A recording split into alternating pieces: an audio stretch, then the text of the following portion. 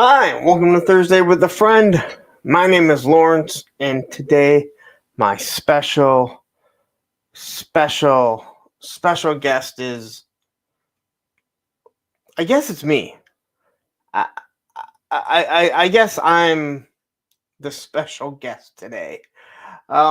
Maybe I should do an interview with myself. I'll throw the Marine hat on. I can be Larry Neck, and I can talk about my trials and tribulations of being a Joe and what it took to get there. Anyway, I'm here. War Chest isn't.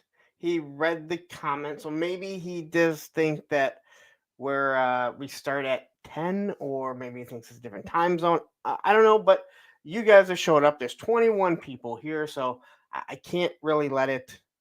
I mean, come on, you guys showed up here. This was eventually going to happen. He did read it, so I know he saw it. I don't know. Shit happens, and let's be honest, no one's getting paid for any of this. So I guess we can just shoot the shit, right? I got some stuff in today. I got some stuff in yesterday. Did you guys see Dial Tone? I dropped that video. Dial Tone is awesome. I'm just gonna say it. I know a lot of people aren't happy with the Dial Tone, the gun, and having the phone on it. I love it. It's G.I. Joe. It's always been something different, and let's be honest, it's a lot of fun. And then today I got I just knocked figures over. I got the Punisher and Bushwhacker. That review will be going up tomorrow morning at 8 a.m. So tune into that. I got the Primal Killer Warg. All right. Basically, I was trying to get PayPal over a certain amount, so it would push back the payments. 6 months of no interest. And then I finally got the Naughty or Nice Santa Claus. This was the second run of the regular Santa Claus because I wanted him. Now he came with an extra set of heads, which looks to be the exact same head. Other than this one, looks like there's a swirly eye. Like maybe there's a lazy eye, and so maybe that's why they gave you 2 extra heads. If someone knows why they gave 2 extra heads, please let me know. I think I may have missed it. Anyway, I haven't tried any of these Naughty or Nice. I believe Matthew has some. He said that he liked them. I knew it wasn't coming before Christmas, so it's not like I'm mad about it. I knew that it was going to come after.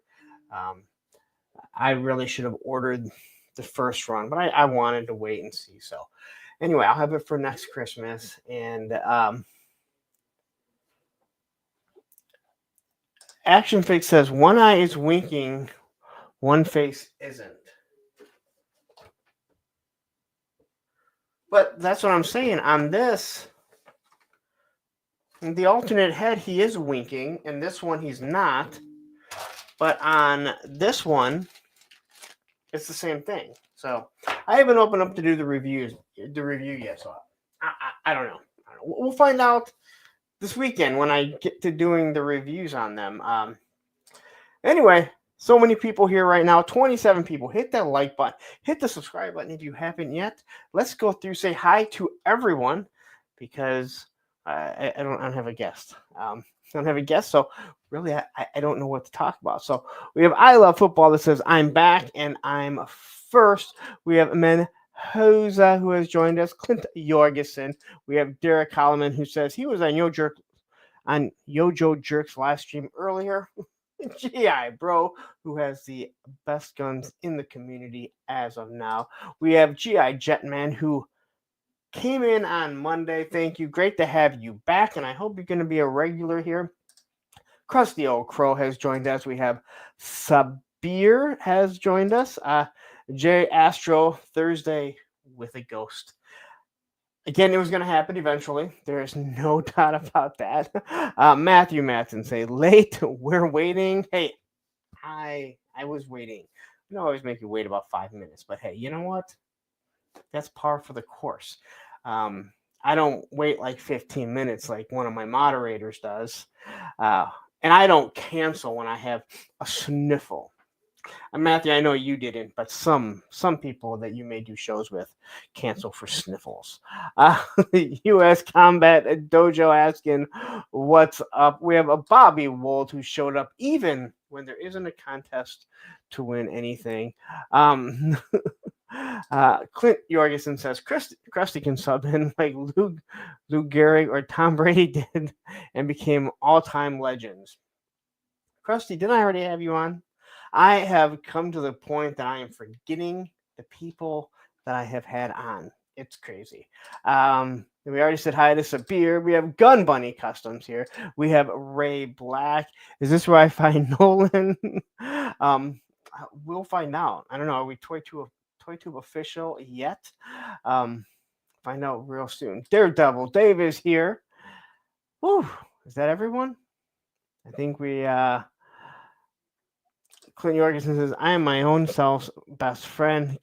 She is not here, or else I probably would throw it to her. We have 3-star Grizzle Horn. We have Allison Troy, who was my first guest on Thursday with a friend.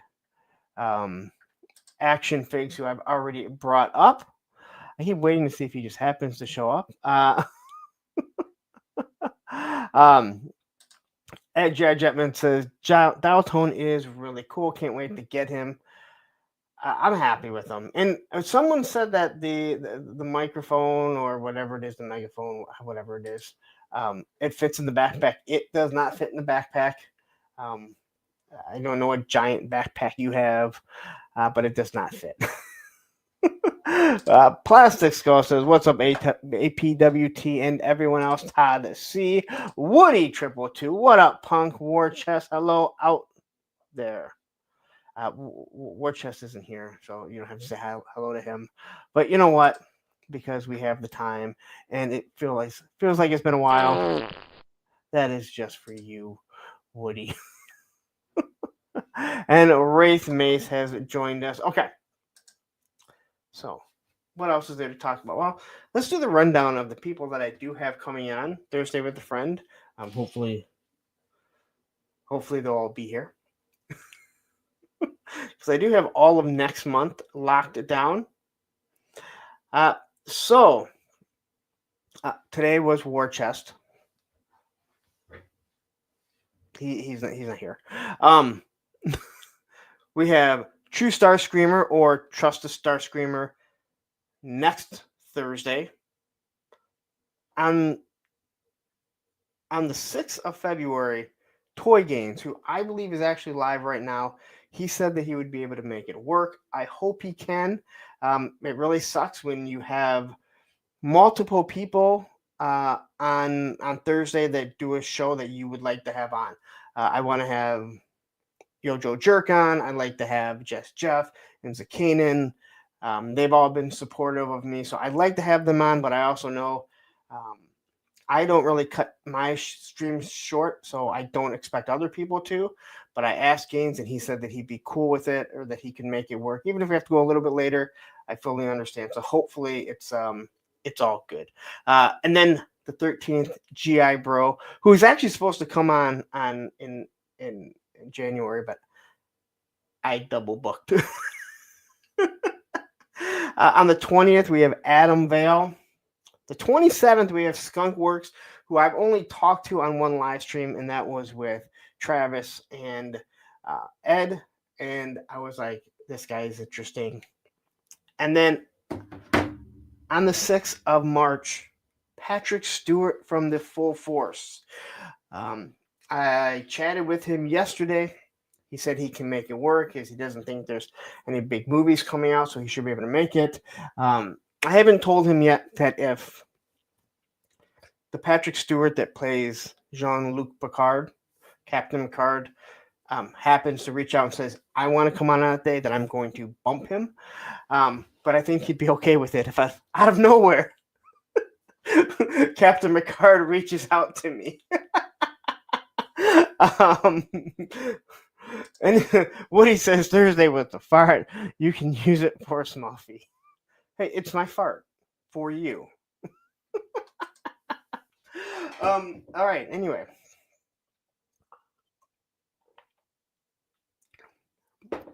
since I really have nothing to talk about. Hey, look, here's Christoph Scuba. Hey, what's up, Punk Chat? Since I really have nothing to talk about, let's just discuss a few things, some cool things. No, I don't know if they're really cool or not. So I know a lot of us are really into the Operation Monster Force. I love it. And I have to say, and I think Ed's kind of been playing around with some of these too. Uh, they give you so many heads with some of these figures, and then the Bucks, if you take off their gear, that I've just kind of been, I've been messing around with some of them. I have this Valiverse just plain figure, black figure, and this is the old Tim Kennedy uh, outfit, or not outfit, but his belt with whatever. And it's a green. It fits really perfect with the green of this figure that I had, and their heads pop on perfect. And then I threw on this Top Fun, this retro Top Fun guns, whatever. He's got to shorten his name. So I was messing around with this. Man, you can create so many cool ass figures. I talked about this one. So this is the base body that I took, and then if you take Big Ben's alternate head with the gas mask, the neck fits on perfectly. So it does pop on pretty nicely. So, and then the green once again fits pretty good. So I've been messing around with this one here. And then I have this old Viper. Now you had to use a little bit of a, got to use sticky tack for the head. Because, of course, I don't know, G.I. Joe wants to mess with their head pegs, their balls there. Did I say that? And then I threw Xandar's vest on that I cut off. And before anyone's, yes, I know that I could heat him up hot and pop, just pop everything off, and it would be fine. I could have made it work, but I didn't really care. And it actually stays on perfectly fine. I wish Hasbro would adopt it so we could just pop these things off rather than having to heat them up.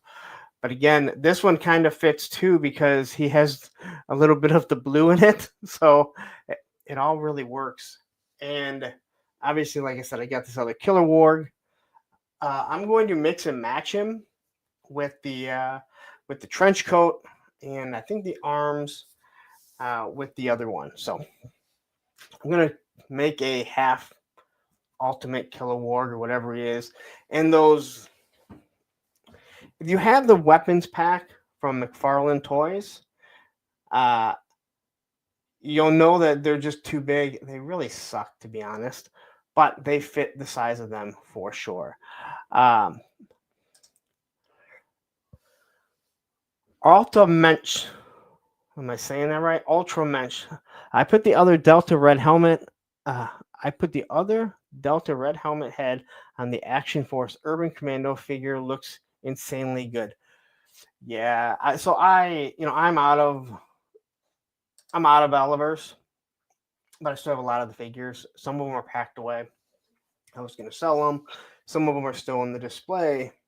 And after messing around with this, I was just like, you know what? I think I might keep some of them because there's a lot of these head packs coming out. There's other vests and everything, so I'm going to probably mix and match a lot of them. And then let's just say the whole Fresh Monkey Fiction shelf, Operation Monster Force, the Crimson Moon. I have a feeling those shelves are going to grow really, really quickly. But they fit really well, and their color scheme fits good. They probably have a cease and desist on their way. Sabir says, I've used the shoulder armor Delta Trooper, blue and gray one, on my Starduster and slapped that Halo helmet on him with it too. Looking mighty good, must say. Now, I'm assuming the head peg is probably too small. So did you have to use, cause, again, they're kind of all over the place, but that one should be the new version. I do not like the shoulder armor. I'm pretty sure I may have one with it on. I hate the shoulder. I hate the shoulder pauldrons. I think they look absolutely awful. I know some people might like them, but man, I can't get it.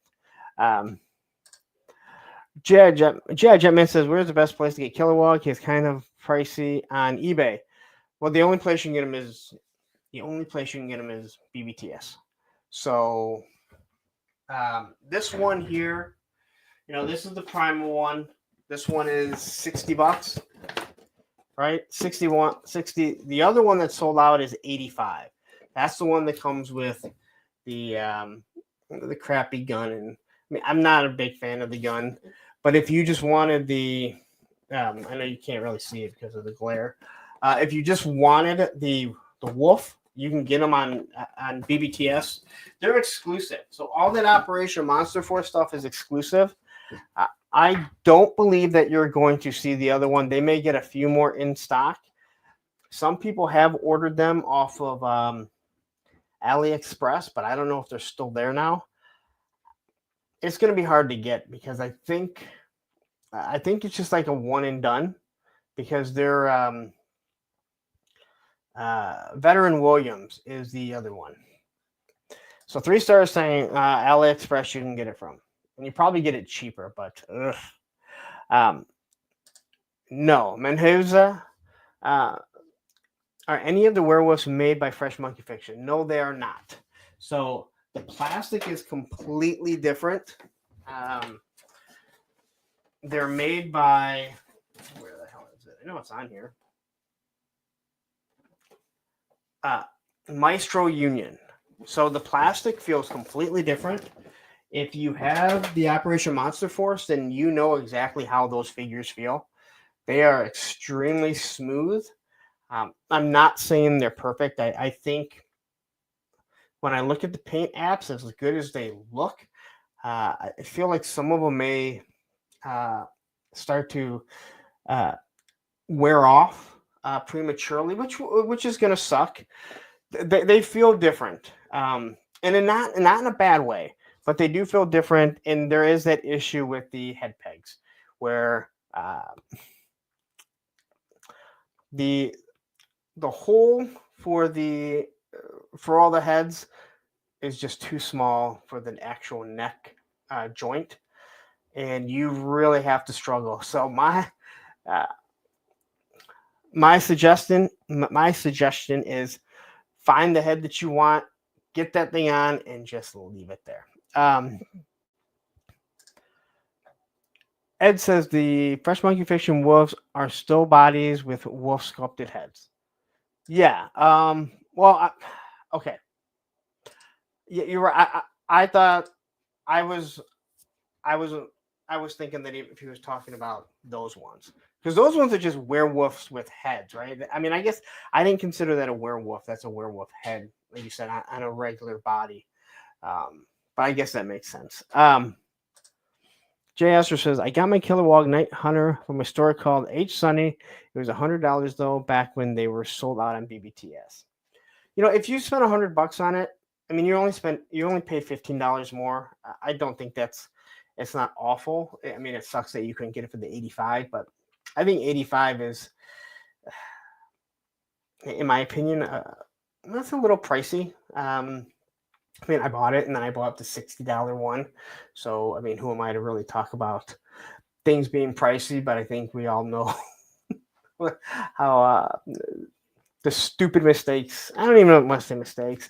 The stupid things we buy. We don't always make the best financial decisions. But the roof is there's a roof over my head. There's food on the table, clothes on the back. There's water flowing, heat, power, all that other stuff. Matthew says, I paid $95 for Veteran Williams. He was totally worth it. Yeah, and that's the exact same one, other than the weapons are different. I think they have different. This color scheme's a little bit different, and then I think they have a different outfit somewhat. But it's the exact same buck and everything.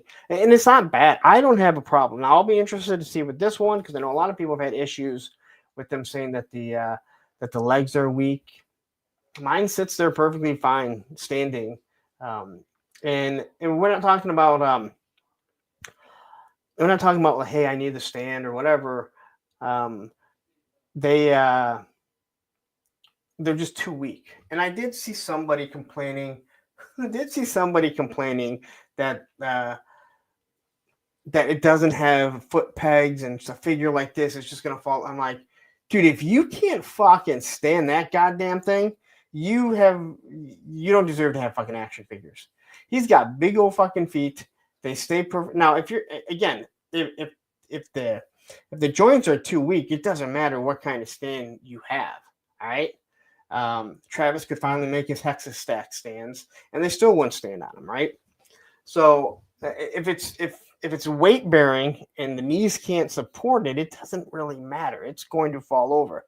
But something with that big of feet, you should not need stands. I don't even know why you would want to use stands or why that would be a complaint, but it is. But hell, people find something to complain about in everything. Let's say hi to Charlotte Prime saying, "What's up, guys?" No, it's "What's up, guy." I'm all alone on my Thursday with a friend. Oh, hey, look, it's Mr. Wonderful Hexastack. We're still waiting on those stands. Don't bag. Hey, I can't bag on your stands because they don't exist. Charlotte says, "I thought it was Friday when then I saw Punk was live." So now you have to wake up for work tomorrow, and you're like, God damn it! I was gonna have that as I thought this was Saturday. At least it's not Monday. Oh God, I'm ready for this week to be over. Man, I don't know. I was not prepared to not have my guest. He says that was a shot, Punk. Yeah, I don't know. You know what show this is. This is the one where how does it go again? Here comes the money. Here we go. Money talk. Here comes the money. That's right. No, I it's still his day, and if he shows up, then we'll do a condensed version because I can't go to 1 a.m. Because I'm thinking maybe he thinks that it starts at maybe he starts at 9, maybe or 9 or 10, 9 Central Standard Time. I don't know. I know he read it. He gave me the thumbs up. So and they said he was on Yojo Jerk. So I don't want to bring someone else on and then find out that he's on his way. So, and Mr. Wonderful, look at this, been a member for 15 months. 15 months, my dude. I'll give you the Welcome to the creamery. I'm still working on the fucking Phil Collins. We will get the fucking Phil Collins sooner rather than later. So, what else is there to talk about? Let me ask. Oh, we got Charlotte here, been a member for 4 months. I'll give this to you also. Welcome to the creamery. Welcome to the creamery. Okay, I didn't mean to hit that again. Clint Jorgensen says, I think you got the time zones wrong. Happens to people in Indiana all the time. But possibly.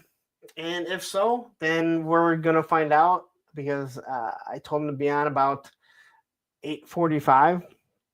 So if I see him pop on, I will bring him on and we will start. But again, I mean, I had 15 people here waiting. So, you have to... you have to go on with the show, right? I'm doing the Jim Rome thing. Hey, if anyone knows where War Chest is, reach out to him. Tell him, hey, we're waiting for him. I mean, it's worked for Jim Rome before. Maybe it'll work for, little old me, just sitting here hanging, talking about some toys. Anyway, let me ask. 4 Horsemen did an in-stock sale on the 6th. Well, that's when I ordered stuff. Did anyone else order stuff and it not ship? Because I feel like it's been over 2 weeks. At what point do you start going, all right, it's in stock, it should ship? I don't believe that they're that massive of a would have that massive of a supply that they wouldn't be able to start shipping some of this. Um, I'm not trying to be a dick about it, and I'm not trying to be, hey, Amazon ships it in 2 days.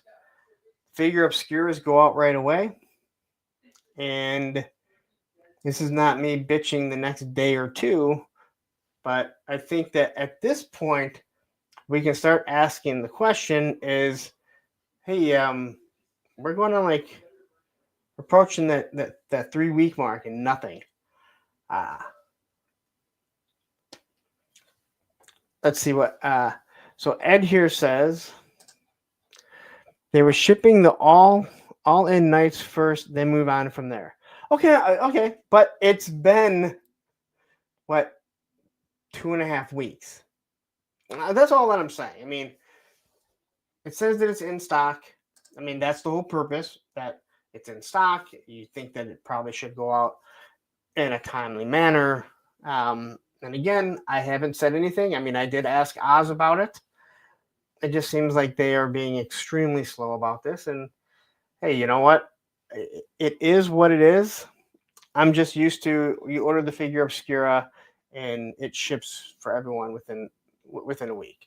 It says, yes, been a while for sure. Again, not trying to be a dick about it. And I know you know that. I mean, I talk to you more than enough. You know when I'm being a dick.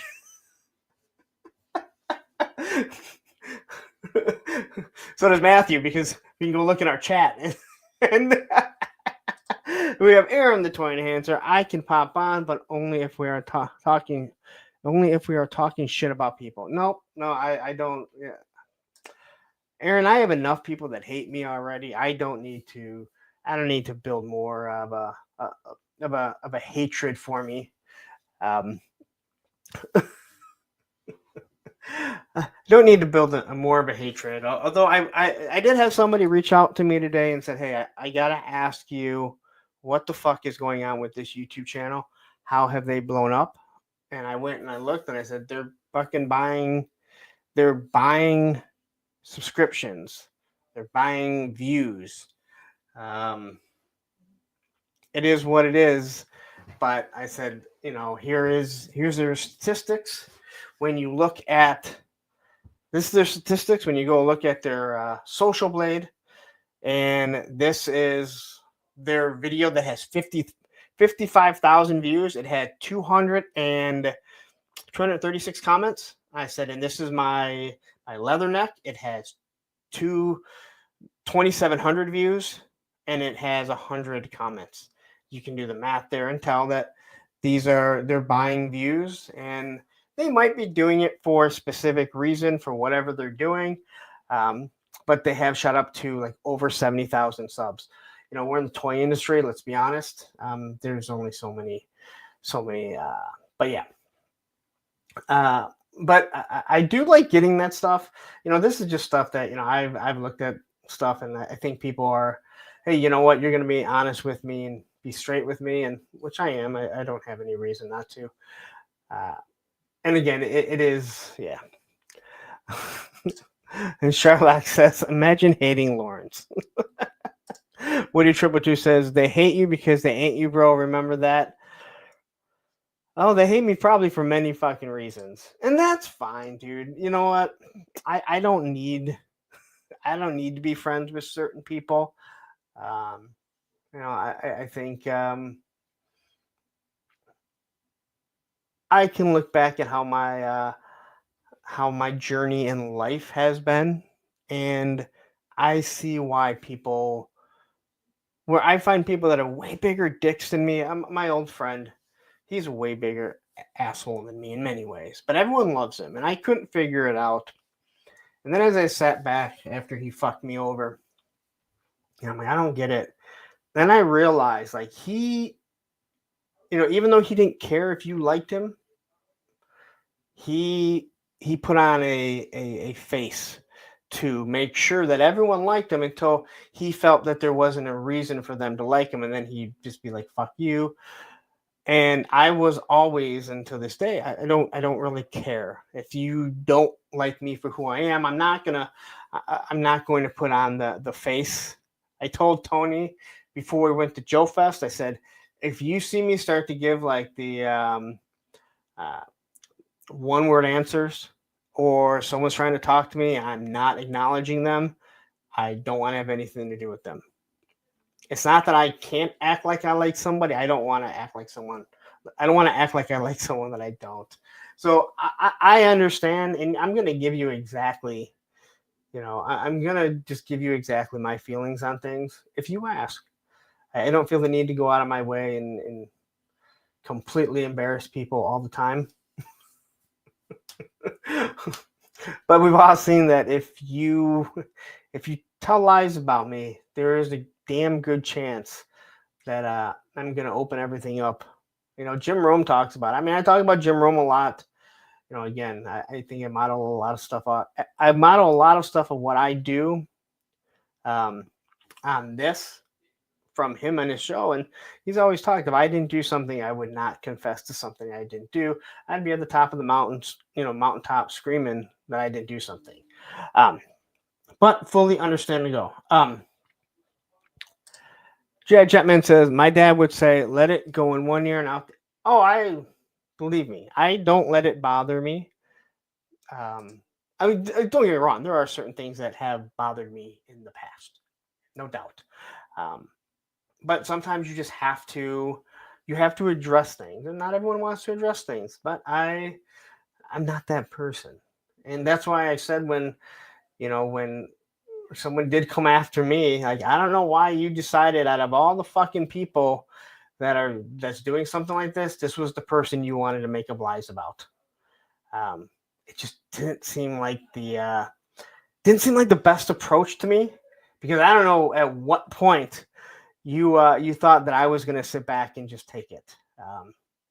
So, yeah, thank you very much. It means the world to me that there are so many people that do listen to what I have to say, and they tune in every Monday night. I mean, there's a lot of competition now, a lot of good shows, and not just in the toy industry, toy world, toy realm, a lot of other things that people, and there are a lot of people that support me when others tell them not to.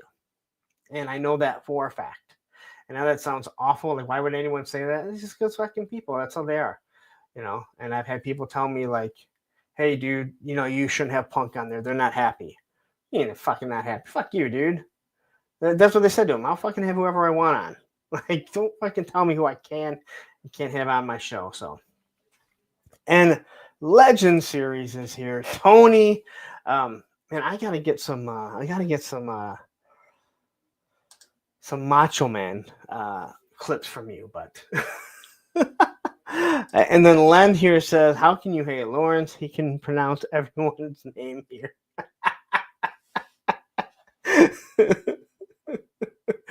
Hey, what can I say? I'm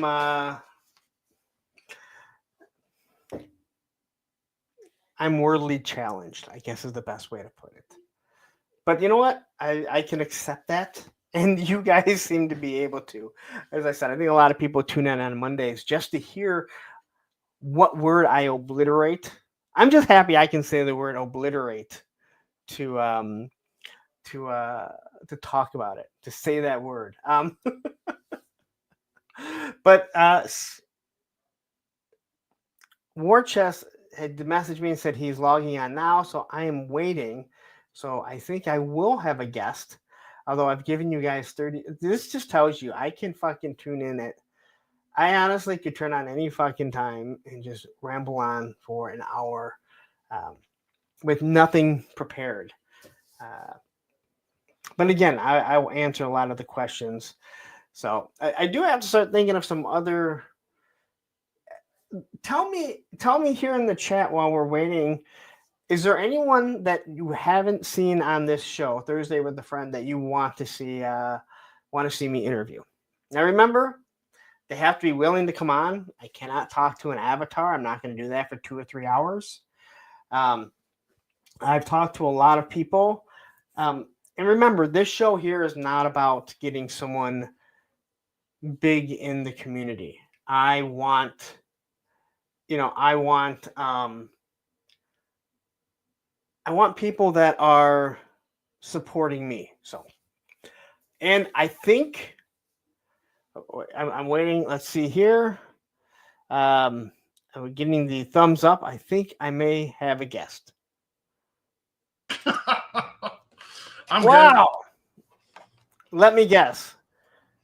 You got your 9 o'clocks mixed up. good. No, I got my 9 o'clock. I was on a Zoom call and I was trying to get off. It was one of the clients I had to take. I was getting really pissed, actually. Like, I'm not supposed to be handling calls after 7 o'clock, and I was like, "What the fuck?" Sorry. All right. It's all right. We're almost 40 minutes into the show.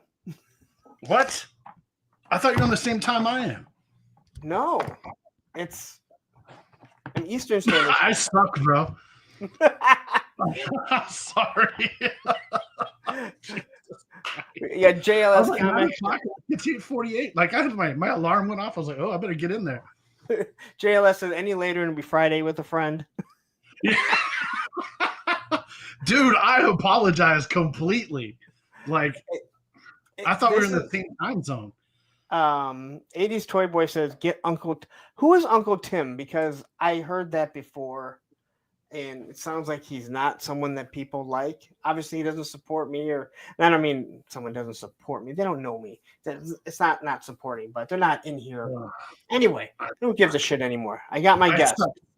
I suck so fucking bad. I am so sorry. Well, just don't get me kicked off. I won't. I'm not going to say anything wild. I'll be good. Pop said be good. Well, I've already said hi to the chat. So let me say, okay. Welcome my special. He may be a little bit more special than we realize. Right on. 39 minutes into the show, war chest full of toys. How are you doing? Good. How are you? I'm good. If you would have listened to the first 40 minutes, you know exactly how I am. Good. I'll watch it on replay. You have to go back and watch your own show to see what you missed. Nice. No, thank you. Seriously, thank you for joining me. I do want to say to like G.I. Jetman and anyone that's new that's watching. So this Thursday with a Friend is really about having people on that have supported me in the chat, on YouTube, Instagram, just in my life in general. If they've helped, support me in this journey. It's not about trying to go and get the biggest toy maker or the biggest YouTuber on to pump my stats. I would rather take the time to talk to somebody that has helped me get to where I'm at and showcase them off. So, and look, and Pop Blender shows up at the same time. So was that the call you were on with Pop Blender? No, actually, I saw a message that said, "Hey, Punk's looking for you," and I was like, "Yeah, he told me to get on about 8:45 to make sure everything was working." And my alarm just went off, and I was like, "Yeah, man." I'm like, "Why is all Punk's thugs blowing me up?" I'm like, I'm on time, and I get up. I'm like, "What the fuck is going on?" I was like, "Punk's sending everybody out to get me." Well, that's because you're 45 minutes late. I apologize. I do.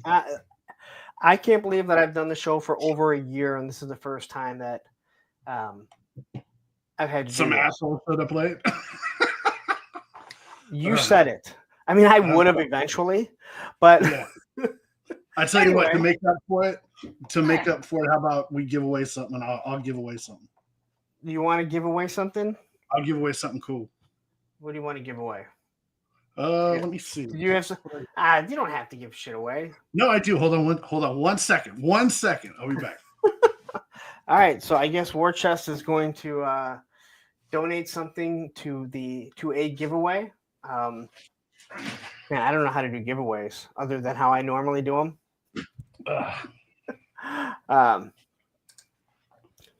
Anyway. All right. I scored this today. Ooh, I want that myself.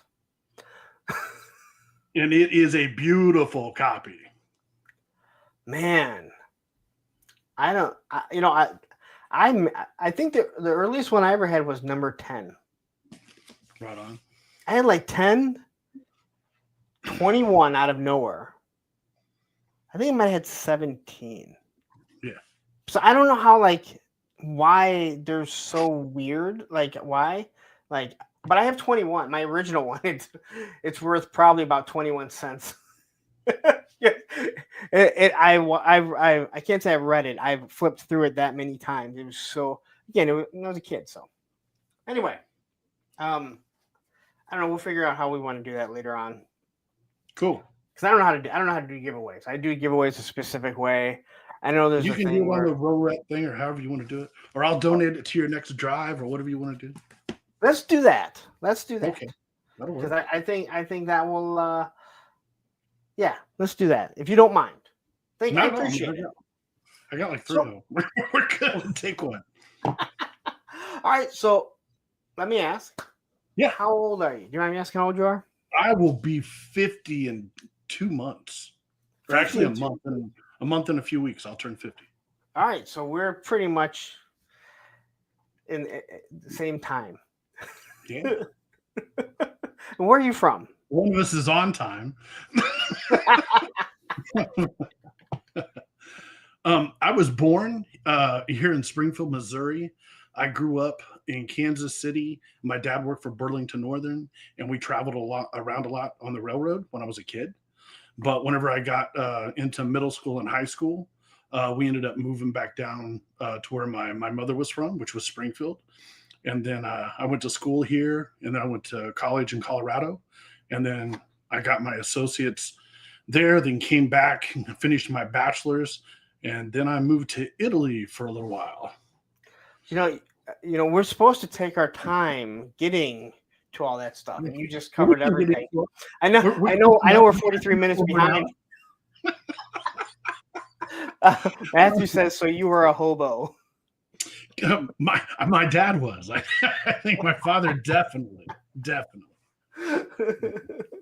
All right. So, where does the name War Chest Full of Toys come from?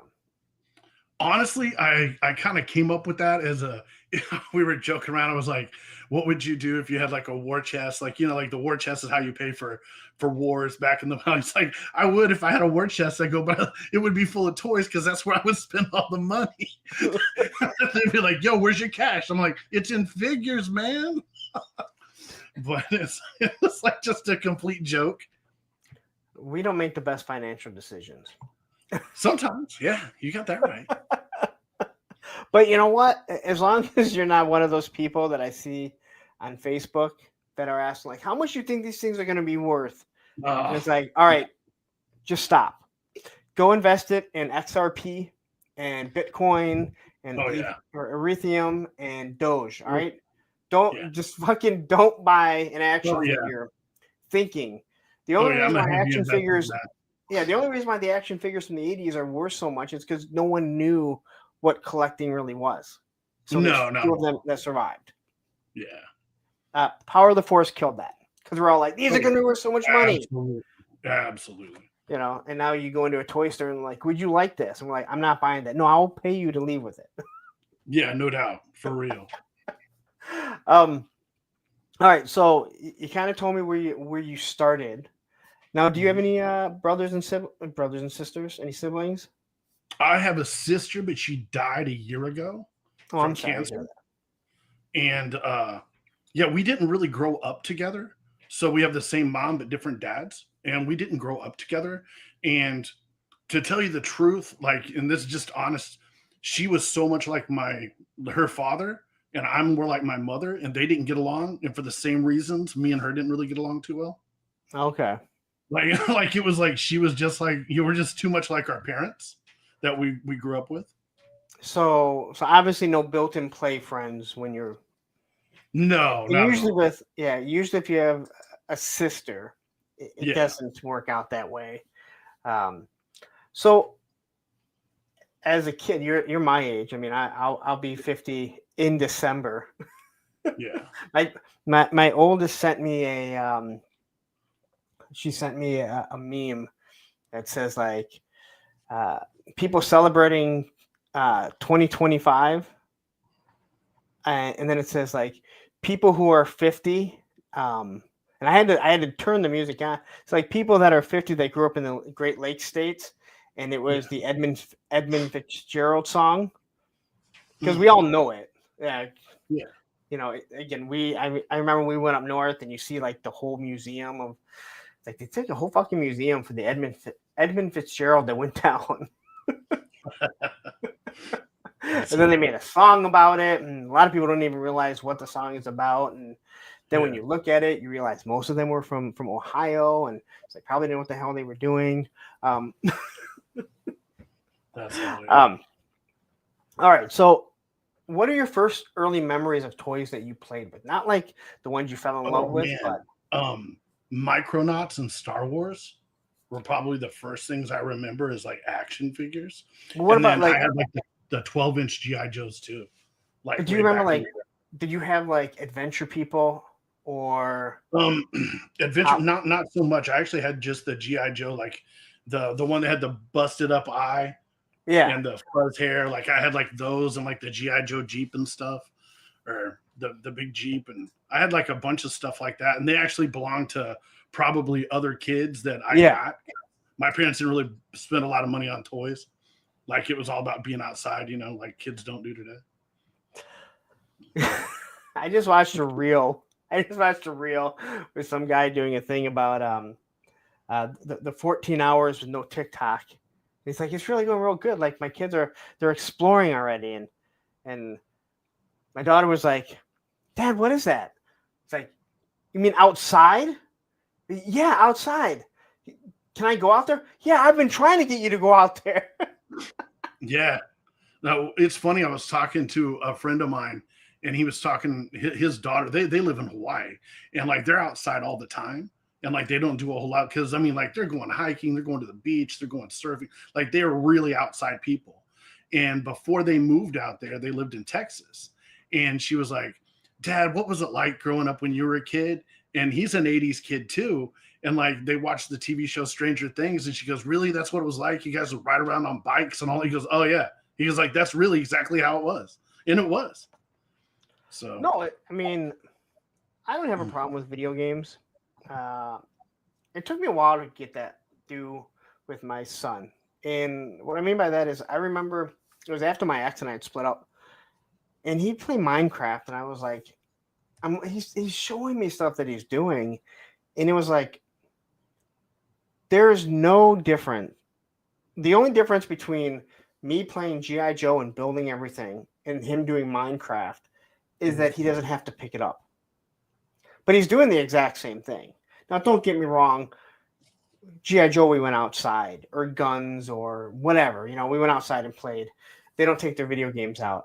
They tried that with the Switch. No one ever went outside with the Switch. yeah, no doubt. Yeah, nobody does. Although my daughter would go outside on the swing set, and she'd play her tablet. She'd just sit out there for hours, just enjoying the outside, which I guess is one step further than a lot of kids.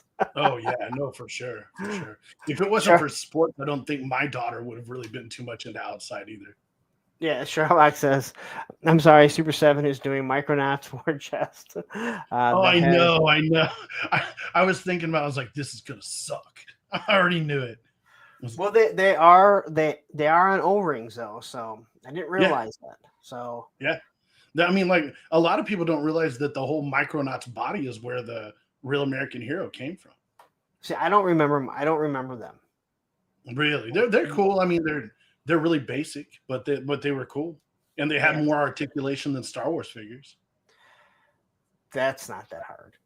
But I'm not going to put down Star Wars because it was the time, and oh yeah, man, I see the Han Solo, Luke Scott, and you're just like, you go right back to that time period, and you can. You can feel being a kid. Like you can feel being a kid again. You know.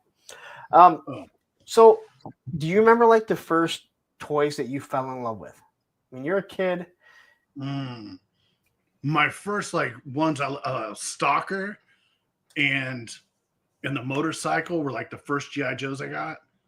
and then I got Zap and Duke and a couple others, but Stalker and the motorcycle, the Ram cycle.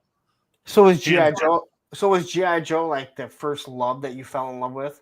You said you had Yeah, Star yeah, Wars. I and like Star Wars, and I got like the Millennium Falcon and Solo and all that. Like that Christmas was just like epic. yeah.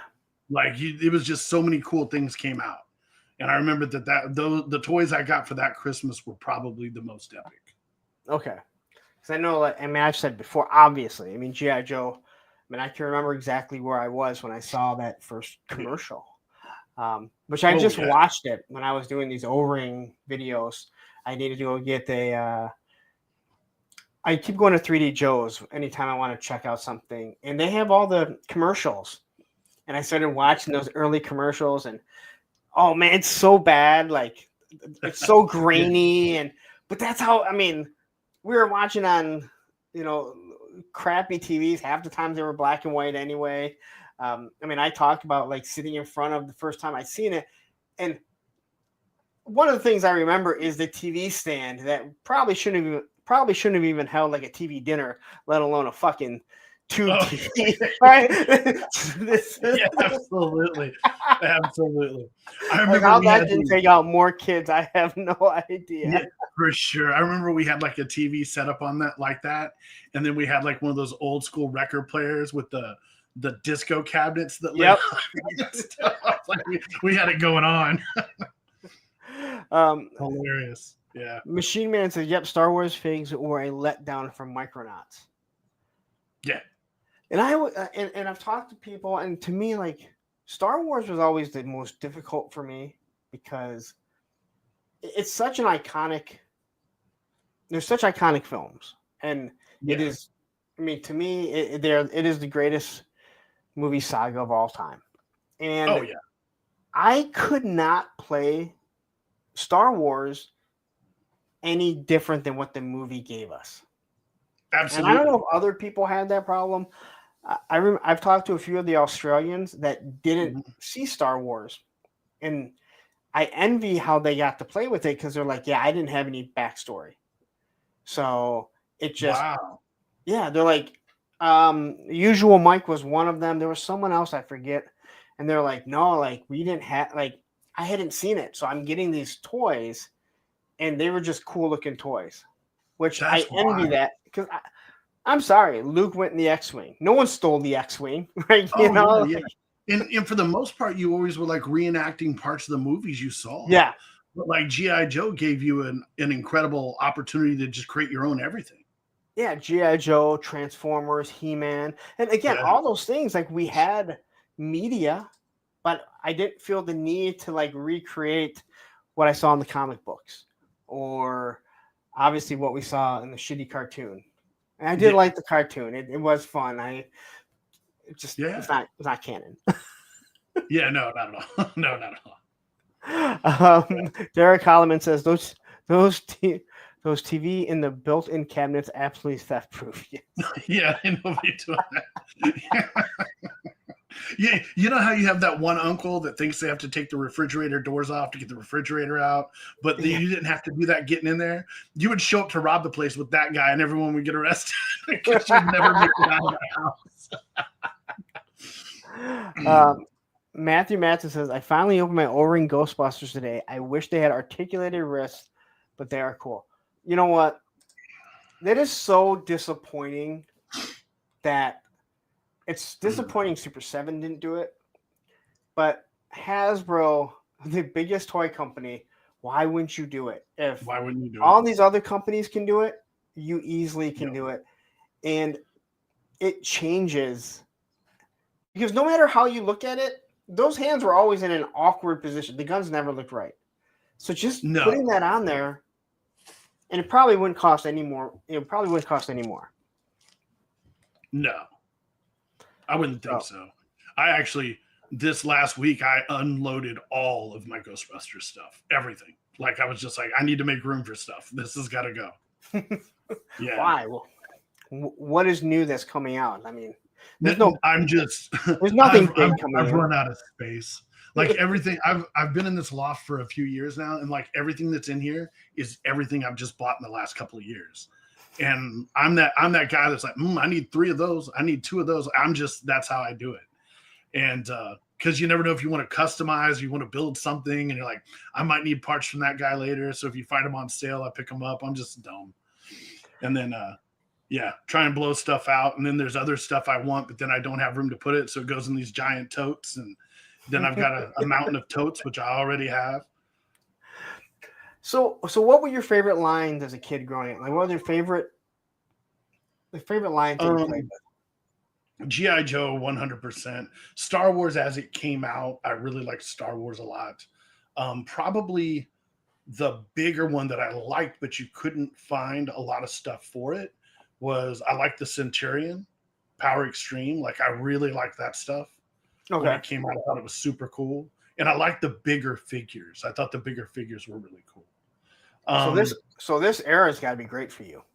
Oh, yeah. Like 83 to 87, 88 was just insane. And then by then I was pretty much out. But I mean, now, like, you got to love the fact that figures. Yeah, no, I buy. The only thing I don't really buy is Transformers. Like, I got my Gen 1 stuff, but then if I'm buying anything past that, and the reason why I really haven't bought a lot of Transformers is the scale issue. The scale is just all over the place, and that just pisses me off. And so I kind of like refined what I buy, and I buy like Optimus and Megatron only. Like, if they put out a cool Optimus and Megatron, I'll go buy it. It's one thing to look at like Roadblock and Gung Ho and see how much bigger they are, but you can fudge that in, right? Yeah, I've already seen people complaining that they're not going to buy Leatherneck because he's too short. Like, first off, dude, really? Yeah, like, that's dumb. He's shorter, but you'll make it work. You know, put him on a little hill or something, right? But the Transformers, which they weren't in scale to begin with. No, never. But yeah. I fully understand exactly what you're saying because. Yeah. And another thing on the Transformers, I don't even care if they transform. I just like the robot. Okay. Let's say had a Joe fan and a Toy Matrix both jumping in here. Okay. So I remember the first time seeing Super 7 and they're making Transformers that don't transform. I'm like, that's so fucking stupid. Yeah. But looking back now, it's like, as an adult, I don't want to transform them. Yeah. As a kid, yeah. Oh yeah. Like, yeah. Do you remember when the Transformers gave up the ability to transform? I'm that is the stupidest thing ever. No, I agree. Right? So now you're just trans. Yeah. Which is just currently how things are going, man. But even they're transforming. They're like the Simpsons. They called it. No, this is not a political. I feel like every time I say something like, no, it's not political. It's just a joke. I need to get a disclaimer anytime I say something that I don't want it to go down the wrong road. Just hit the button. Yeah. But yeah, I remember the Transformers, and I remember the commercial of Optimus Prime being like, will you give up the ability to transform? And I'm like, so you're a G.I. Joe, just a robot. Like, so you're a bat, basically. Yeah. Like, why would we do that? Like, where's your disguise? Hey, look, there's a giant robot. He looks nothing like a semi anymore. I'd be like, Optimus, I love you, but I'm really not into all this walking and shit. So, I don't know what to tell you. But I gotta say, like, yeah, I look back now and like, again, I hate Super 7, but like those Transformers that don't transform, I want them as robots. I can buy an Optimus. Just like that Optimus Prime was a Hot Wheel. Yeah, $10. That's awesome because it's just cool. But if I was a kid, if I'm 7, 8, 9 years old, my dad's like, "Hey, you can get this this Transformer that doesn't transform." I'd be like, "That's lame. No, I can't." Yeah, no. Kiss my ass, Dad. Yeah, miss me with that.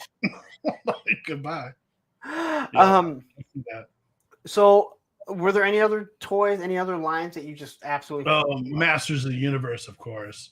I mean, everybody our age is Masters of the Universe crazy, and I mean, I buy all that Mondo stuff, and I'm like really happy they're going to a like a 6 or 7 inch scale on the 2000X. I'm like really happy to see what happens with that because I've got so many of the Mondos now and they take up so much space. It's just ridiculous. But Kenzo jumping in here saying, "What's up?" Yeah, so I feel like it was He-Man, right? It was not called Master of the Universe. I don't ever remember calling it yeah, Master of the nobody Universe. calls it I just Master called of it the He-Man. Like I look back and I'm like, did it really say that? It really doesn't say. I feel like that is the most handed down toy that has survived. Yeah, for sure, for It sure. seemed like for the longest because not a lot of points of articulation. Yeah, You never had to worry about thumbs breaking. Now yeah. the action would break and the arms would get so loose that they would fall off, but you'd be able to And pop the them hands were all wore out from like your cat or your dog chewing on it Yeah. or some kid. You see them in garage sales all the time, and it looks like He-Man bit his nails for a living. Just look horrible. I never thought of it like It really does. I'm like, I know exactly what you're saying. Yeah. But I feel like that was just like G.I. Joe's. Like if they were handed down, they would probably just collapse over. Most of the thumbs would be broken. Crotches, good luck. But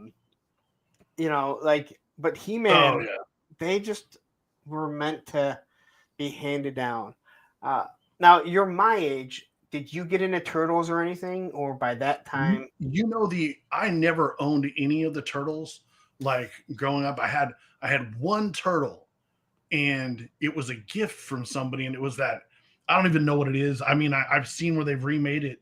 It's the Cowabunga Mikey with like the surfboard.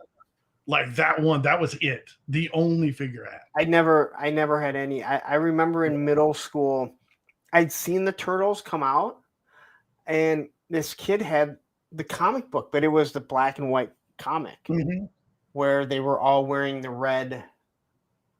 I'm using the best of my my ability to remember. And I remember he's like, no, this is completely different. And I remember I'm like, wow, this is. And I didn't get into like buying them or anything, but I just remember reading. He'd bring them in, and I kind of flipped through. I'm like, this is actually pretty cool. It's nothing like this cartoon that is popping up, or I don't even. I think it was the cartoon that was. And again, I look back at the cartoon. It's actually a lot of fun. Yeah, the cartoon's a lot of fun. I look back at it, and it's probably one of those ones where I don't think I've ever rewatched it, but I have a feeling if I sat down and started watching some of the episodes, I would probably have a blast watching them because they were a lot of. I have a blast watching a lot of the cartoons like Space Ghost and Thundar and all that stuff. I love that shit. Like I love all the old I'd have to go back and watch Space. I remember Space Ghost. Yeah. All the action stars. Yeah, all that stuff was cool for me. Herculoids, all that stuff. So going into middle school, I say this, you're my age. Yeah. So were you still playing with toys? And no, I was pretty much. I think my last GI Joe figure was like the Desert Viper, the one that comes with the scorpion. Okay, I think he was my last figure, and then after that, I was just pretty much out on toys completely. Allison is saying, "Wait, when did he show up? I stepped away to eat dinner, and he shows up. He showed up at 8:45 his time, which was 9:45. Yeah." I can't believe it's taken over a year and a half. About that forever. It's taken over a year and a half. So I gave everyone about 40 minutes, 30 minutes or so, 35 minutes. Like Steve Buscemi writing my name on a list. Like he's gonna get it. This guy. Allison, you're just gonna have to go back and watch. We scolded him for a little bit. We scolded him. We let him know he's by far the worst guest ever, and that he can't do the stuff like this. And we'll remind him every single time that he shows up. Yes. There's a reason I pop into the chat. Guess who's here? Finally. Oh, hey, look, it's War Chest showing up 45 minutes late for my Monday show. Jeez, always late. For real, always late. But all right, so you're in middle school. What are you doing in middle school? I mean, you said you're not playing with toys, and for me, I Oh, was like, sports. I what? grew up on a farm, so like there was milking cows, chores in the morning, sports practice in the before school, getting out of school, going straight back into chores on the farm, like all that stuff. That Yeah. sounds awful. It, you know, I as a kid I thought it was awful, but a couple of years ago, um, a lady who owned a giant dairy farm called me, and she was like, "I need all this renovations done. I need all these things done on the farm." Her husband had died. It's all in the trust, so she still lives there. She rented out the farm, and I came out and I did all this work, and I was there for a couple of weeks knocking this stuff out, and it was the most enjoyable 2 weeks of the whole year. So, how often did you have to churn butter? I've made butter before, but not like that. Come on, dude. You look like you're fucking Amish. No, dude, I got an Amish. I'm actually where we live is a huge Amish community just right down the road. Like it's monstrous. Mennonites, can Amish, tell. like yeah, it's wild. So when did you leave the Amish? Huh? When did you leave the Amish? You know, I'm just looking at the beard and I can't not see it now. I went on Rumspring and never came back. Like I'm out. Yeah, that's a real thing around here. We see them all the time in they're like 18, 19 or whatever, and they're in regular clothes, seeing what it's like to be a civilian. Some of them stay, some of them don't. That is so weird. It's like you have 1 year to go out. Yeah. And then if you choose to come back, you have to live that. But if you choose not to, you're just completely cut off. Pretty much they shun them. Yeah. You're not allowed to. That's so crazy. Like go out, see if you enjoy it. And if you do, don't you fucking come back. Don't you come back enjoying that fucking heat and air conditioning and these vehicles that take you somewhere not by horse? No doubt. No, it's crazy. They're really nice people. We have a lot of Mennonites here too. And those guys are awesome. Like we've even got like major construction crews all through here that are all just Mennonites. They all show up, one guy brings them and they all work and they jump back in the car and go home. It's pretty wild. So G.I. Bro says, we made our own butter when I was a kid. Explains where the arms came from. So what sports did you play? Because you said football, baseball, everything. Okay. So were you playing on like for school or? Oh yeah, for school. Yeah, just for school. All right. So you're not even playing with, because I always say most of us, I feel like in middle school, we were still playing with toys, but we were hiding it. Even though look back now, almost every single kid was still playing with it just alone. Yeah. But once you get into high school, most of us put them away. I kept my toys out.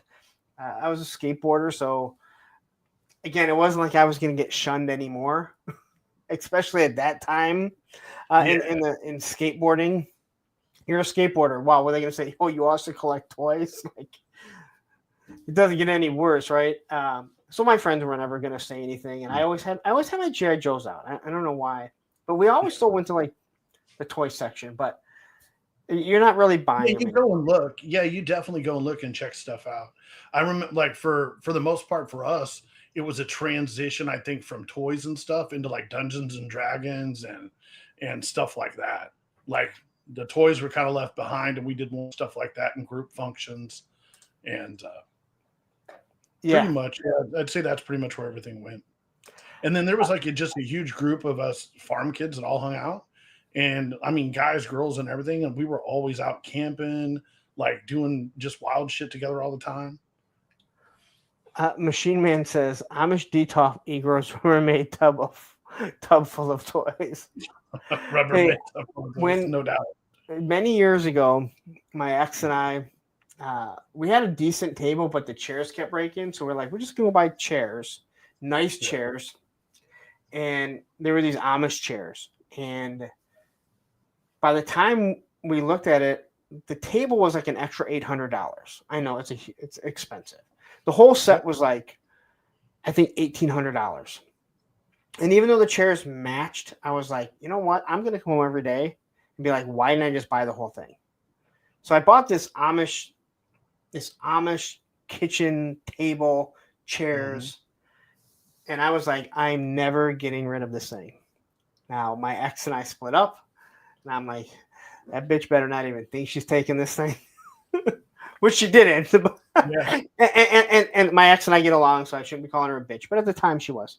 But man, I look at that table probably every day. I'm like, at least once a week, I'm like, I'm never getting rid of this thing. It cost me so much fucking money. Oh yeah. But You it know, is. that's something.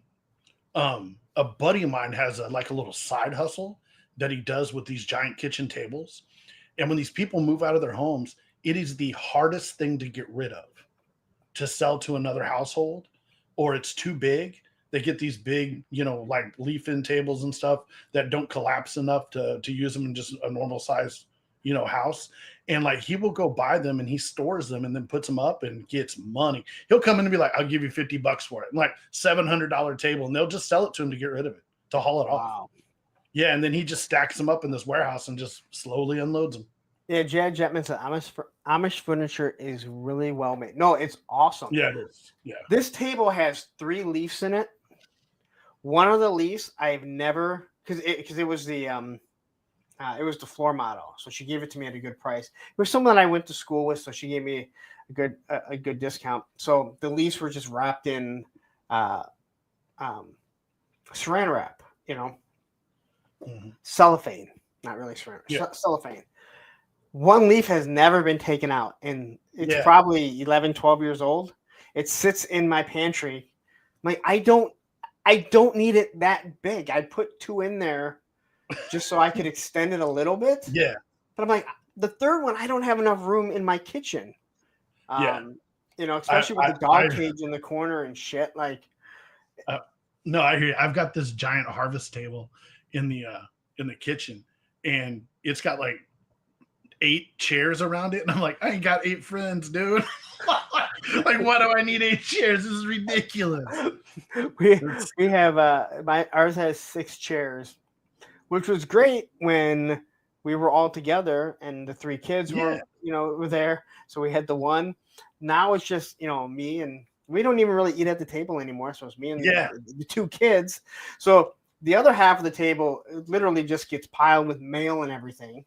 So I finally clean it up. When my ex comes over, sometimes she'll sit down and eat with us. But there's always 2 chairs that are like, I don't think those things ever get.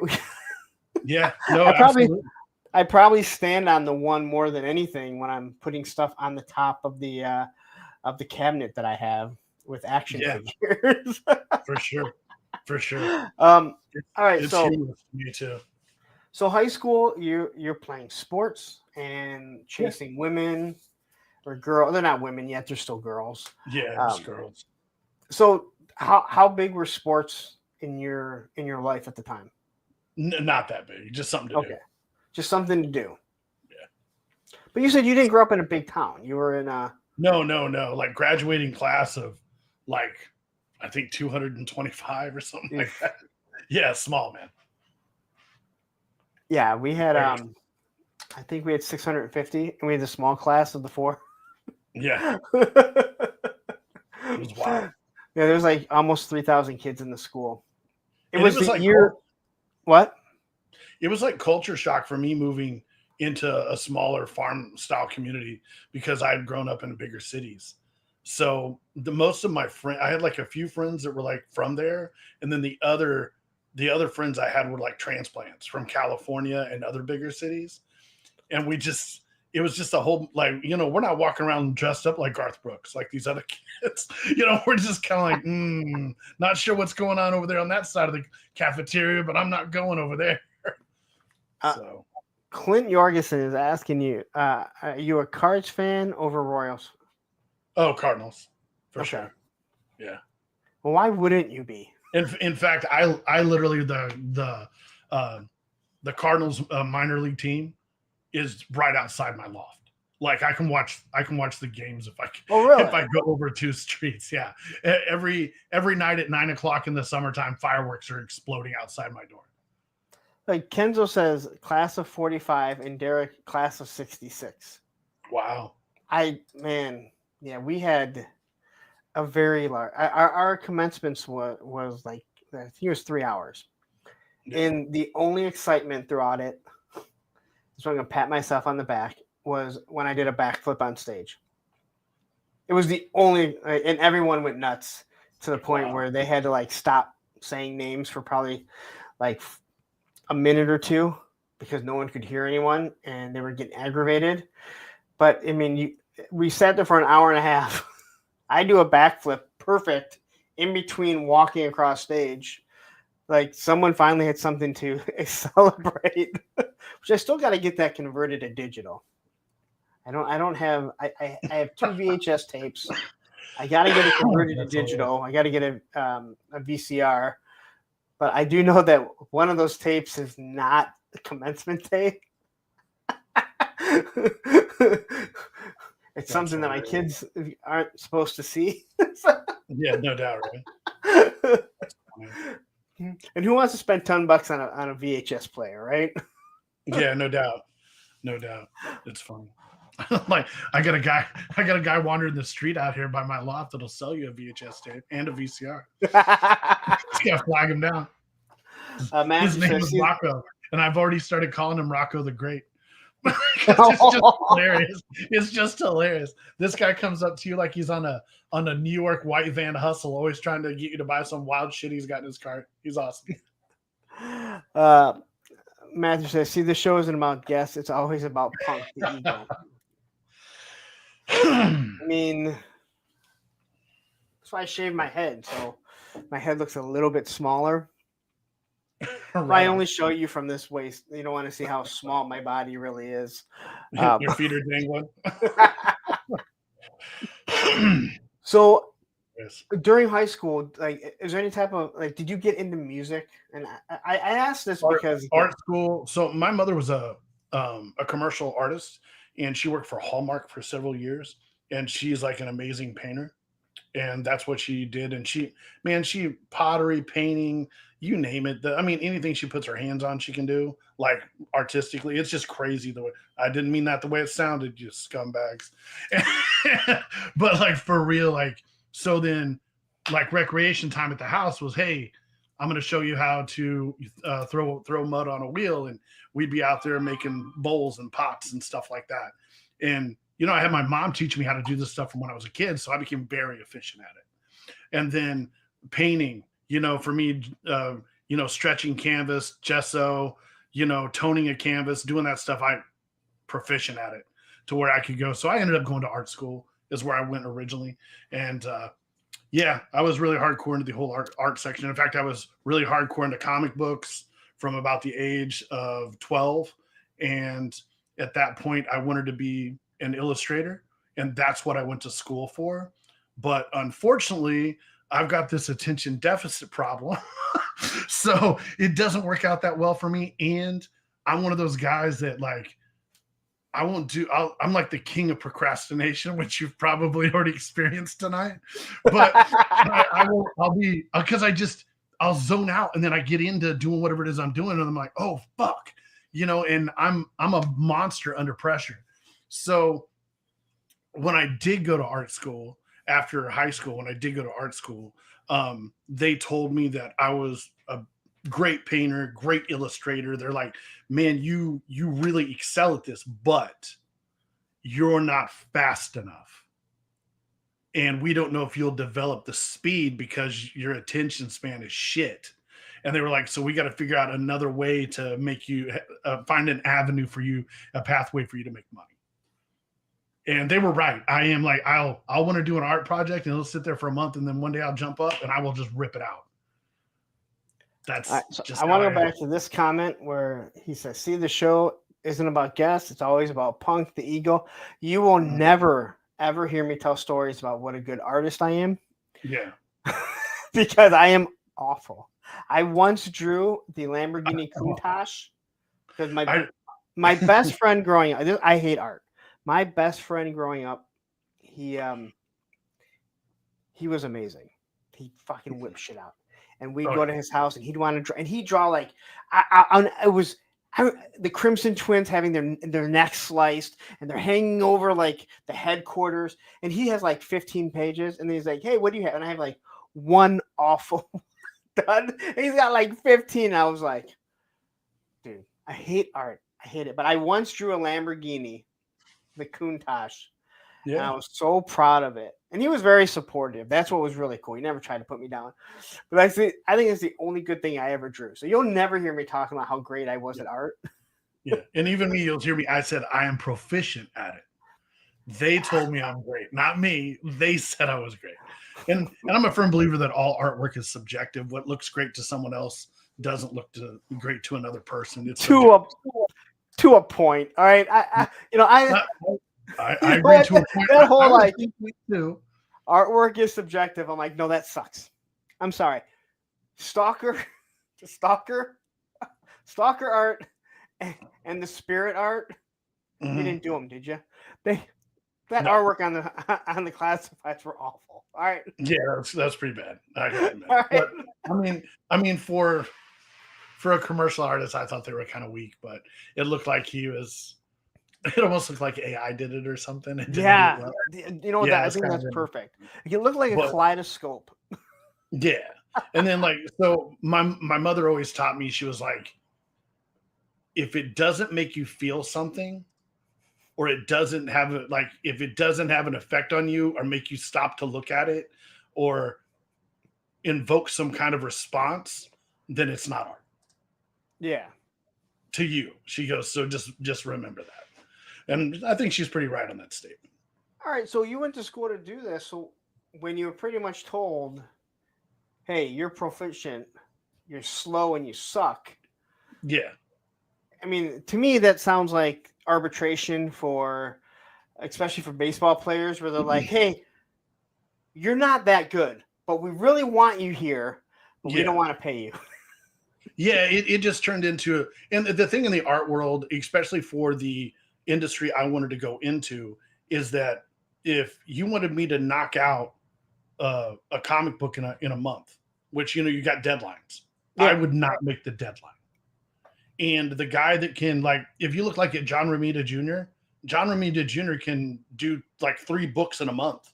The dude's a beast. And some people don't like his artwork. Some people love his father before he passed, But you look at guys like that, and those guys that have the speed and can get that knocked out, that's a money-making dude right there. That's a guy that an industry can rely upon. Whereas I would be that guy putting out a book every other month because I'm just not going to be that fast. Jihad Jetman says, a kid in my art class traced his hand instead of drawing it. That's hilarious. Probably me. But, so do what they you remember making the turkey out of your hand? Oh yeah, every kid. Yeah, every kid. No, that's hilarious. No, it's absolutely. How do you think we did the state of Michigan when we were started like this? Right? That is this awesome. is where I live. That's funny. That's really funny. They decided to take me into storyboarding for commercials and movies and skits and all that stuff, even cheap cartoon animation. So, and if you know what storyboarding is, it's just basically a comic book. It's an unfinished comic book. So they would send me location photos where they're going to do these scenes or where they're going to set up what they're going to do. And then I would draw out the storyboards according to the script. And there was usually 2 guys working on it, not just one. And then the director and the cinematographer, director's assistant, they would come in and look at what we'd laid out on the board.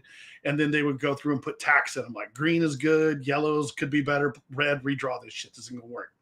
So then they got tired of telling me to do redraws or rewrites, same thing.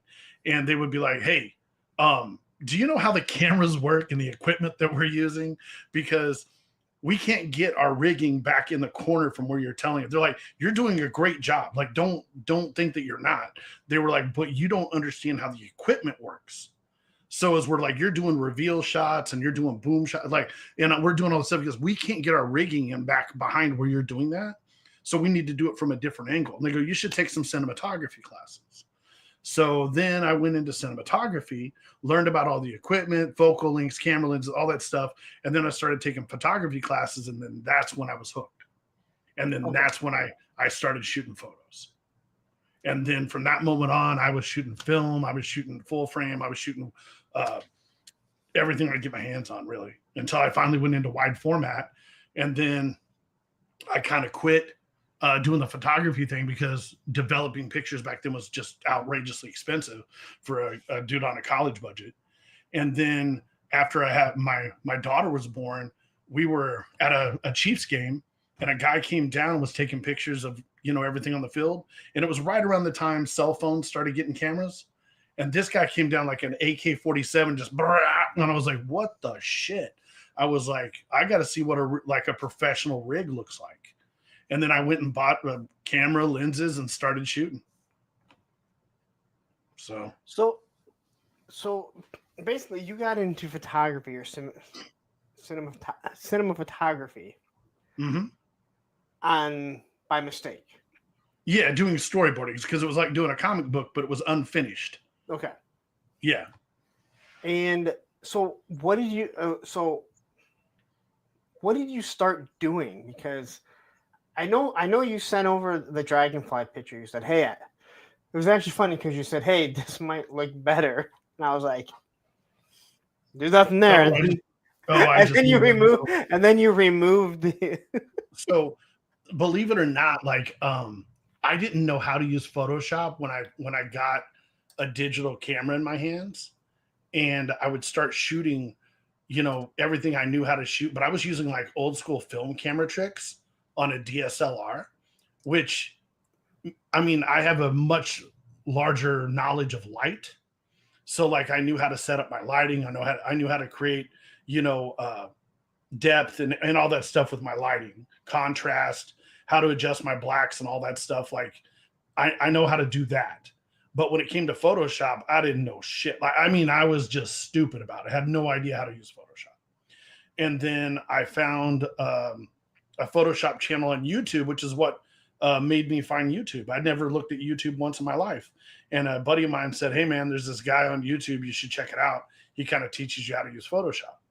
And so I got on there, and at the time I owned a big nightclub. So the nightclub, you do all your work during the day like everybody else that owns a business. And then at nighttime, you're babysitting everybody. So I'd sit in the office and I just taught myself how to use Photoshop. And then to me, it was like a video game. Like every time I learned a new skill, it was like level up. So let's back up a little bit, because you've done a lot of stuff. I don't think we're I have everything. I mean, and I'll be 100% honest with you. Yeah, probably my biggest issue. I even think I said to Matthew before. I'm like, this guy is so fucking full of shit. Because you would talk about stuff, and I'm like, this guy is so fucking full of shit. Yeah. And then I saw you on Pop, and I was like, and then I think we might have and I was like, okay, you know what? Now I'm starting to get it, because those people that anytime you say something, you're like, oh, I did this. It was starting to sound like that. I have to chill out on that stuff. And I know that, like, because I've got friends that have never left the state of Missouri, and like there's times I'll start talking about stuff and people do think I'm full of shit. I'm like, bro, I'll break out the photo albums. I'll show you shit that'll blow your mind. No, and again, it's not in a bad way. Yeah. But sometimes, when you see someone and you're just like, oh, all right. But I could say the same thing about me. Like, there's so much shit that I've done. And sometimes it might just be the fact that some people are willing to talk about stuff. Other people, they don't ever want to talk about things that they've done.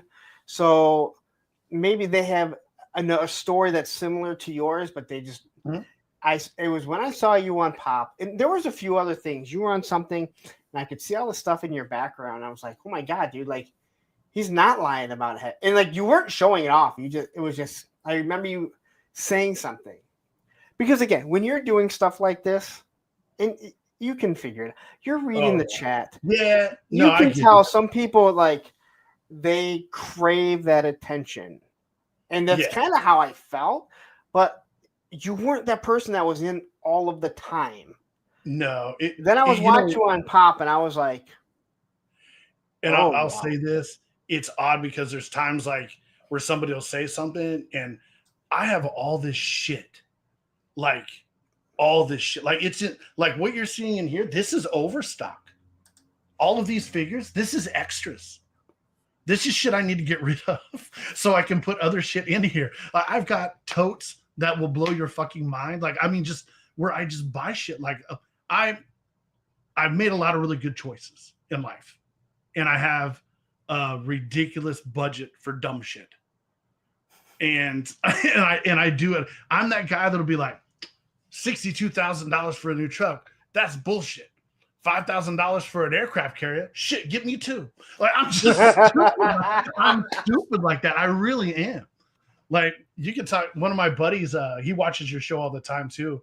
His name is Cliff Hurd, and he's here in town with me. He's the only other collector I even know in town that is a massive collector. This guy has got more toys than I've ever seen, and I'm like, I've got way too much. Like it's insane, and I've like dialed it way the fuck back. This guy's got more shit than I've ever seen. Like, what's the guy's channel where he's got all the wrestling figures and stuff, long hair? I can't remember his name. Peterson. Kyle, dude, his shit makes Kyle's look like a dime store. It's insanity. There's a guy. I'm like, there's a guy I run into at the skate park, and he watches the show from time to time. yeah, And he's like, "Man, you have like every G.I. Joe." He's like, "Man," he's like, "You must have like the biggest collection in the area." I'm like, "I have a big collection. yeah. I have a very nice." I've seen your collection." O-ring stuff. That's impressive. Yeah, but I'm like, there are people that are just. I mean, they have army builders. One army builder of every more figures than I have. I'm like, I have a big collection, and again, I'm not going to try and act like I don't, but I'm like, there are some people that just. And he's like, really? I'm like, oh yeah. But my favorite is Woody, because that was me like 6-7 years back. I was going hog wild with it when they started putting out really cool shit, and I just got and like it's advanced so much just in the last 4 years. The detail, and I mean, like it's even getting better, and it's just like I just want more, and I'm like, nah, you got to chill it out, man. Like you have got to chill out. Yeah, when I look it's at bad these, when I'm building a new house that has an entire room just for toys. if I ever move, if I move, I want a ranch so I can just have a basement that is all for the toys. Yeah, I don't want to have to go upstairs to No. go to bed. My knees are shot, and it's not like they're going to get any better. gotcha. Dude, oh yeah, Machine Man says Talker Art had what I thought was the biggest for a time. Okay, did you see Talker Art's latest video? He built I like don't this. know who that is. He's a YouTuber. He pisses some people off, and he's not politically correct. You probably love him. Probably. He just he built this fucking barn. It's just fucking huge, and he was showing. And then he bought 2 containers, like shipping containers. One he's going to turn into a toy room, and the other one he's going to turn into like a guest house. And I'm just like, fuck, that's amazing. I don't know why it popped up there. So Woody says, yeah, I switched from 118th to 112th at the perfect time. Yeah, he did. Well, it depends on what you consider the perfect time. If you're like, I really need to spend extra money on stuff I really don't need, then yes, you did. I would. And even I had to jump in, Woody, when the bats went on sale. I was like, oh, I'm gonna need 30 of those. It's like, gotta get the bats. Same time Toy says, I made it, just woke up. Hey, don't worry. So did so did I. Matthew says, if you get a ranch in Texas, there are no basements, so you can keep it all on one floor. No, there you go. Yeah. I don't know, but I want the basement. Literally every town down by the border between Mexico and Texas, they're just giving brand new houses away. You should look at the real estate down there. It is like a $600,000-$700,000 home for $250,000. It's crazy. I don't want to live in Texas. No, I wouldn't want to either. I remember going there for training to Dallas, and I really enjoyed it. And my instructor, the first instructor I ever had, Mexican guy, lived there his whole life, and he's like, I'm like, what's it like here? Like in the summer, and he's like, man, it's too hot to even sit out on your fucking. It's too hot to even sit there on your porch and enjoy it. You always got to be inside in air conditioning. And I'm thinking, this is a guy that grew up here. If he's telling you like it's just miserable, like maybe I'll. Unbelievable. Yeah. So go ahead, ask your next question. No, go on. You were about to say something. Oh no, I was just gonna say, like, for me, toys, it really is. It's just like I mean, I'm sure for a lot of us, it's a connection to our childhood. It's a connection to, you Yeah. know, just our imaginations and everything. And we just love that shit and we just consume it. And trust me, the Hasbros of the world know it, and boy, they like to tackle our wallets with it. Yeah, I think for me, the O-ring stuff, like that is my connection. That's the stuff that I look at stuff, and so I really enjoy doing these O-ring videos. Yeah. Because again, detail I didn't see. I played with them, and it was really through all the reviews. That's what really gets me. And yeah, I guess there's an attachment to like, hey, we had Cobra Commander, but for me, I just love them. Like I Oh look yeah, at it. no, I get you. Yeah.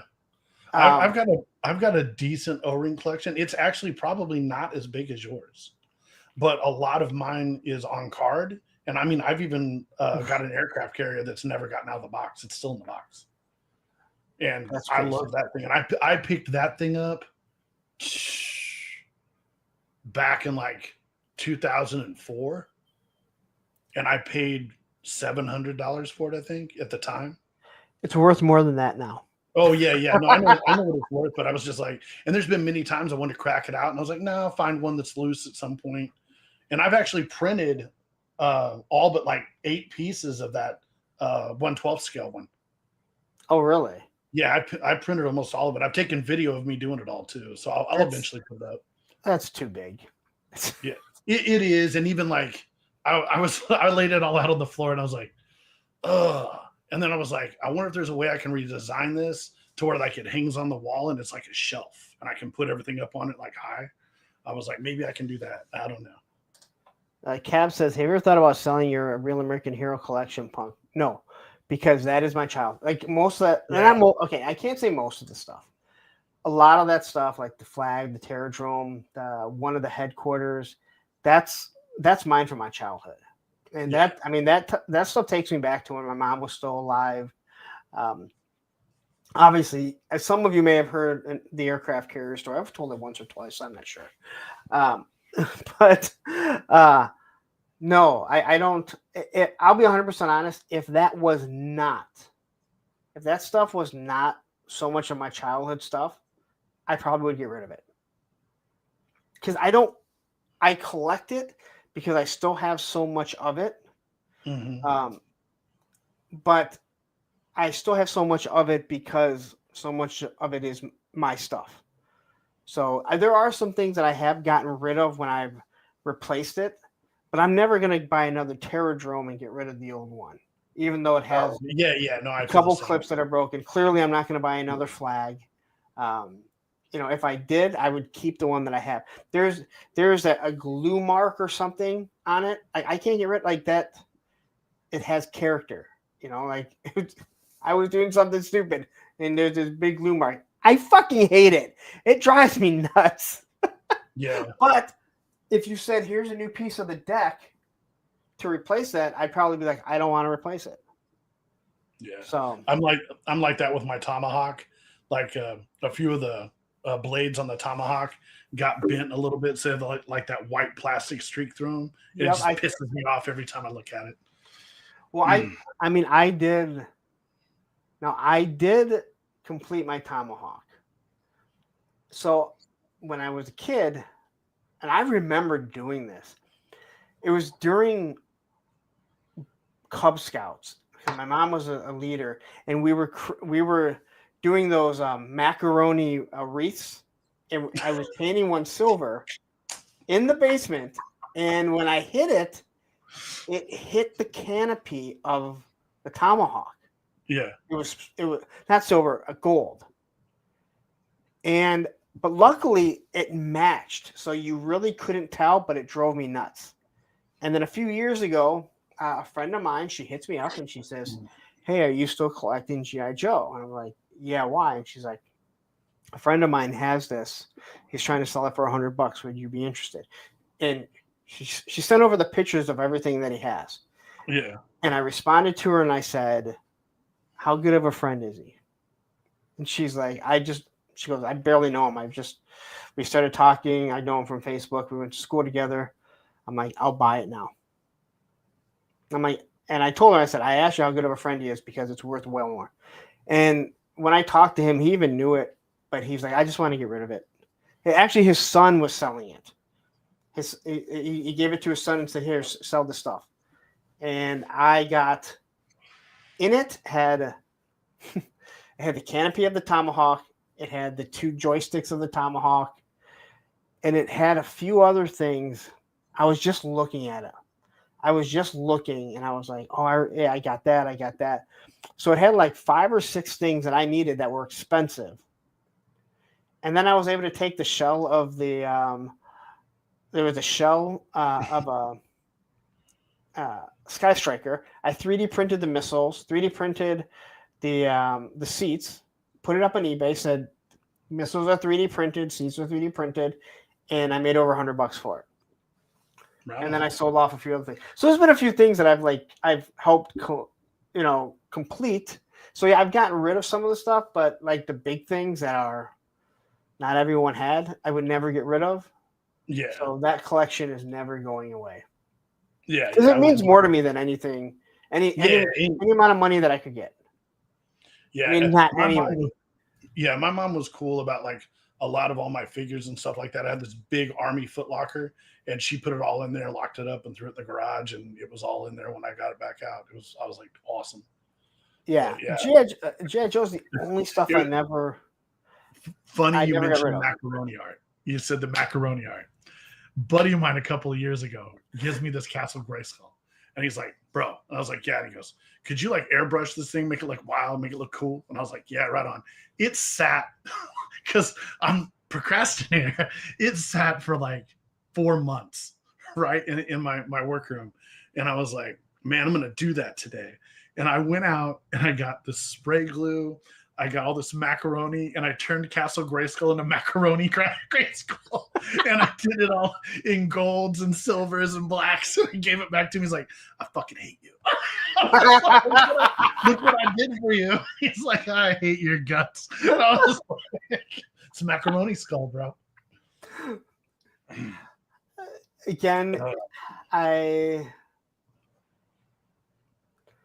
remember the gold paint hitting, and I was like, and it was on, but the gold matched, so it didn't. Yeah. I knew it was there, and when I was able to get another canopy, and again, we're talking 30 years later.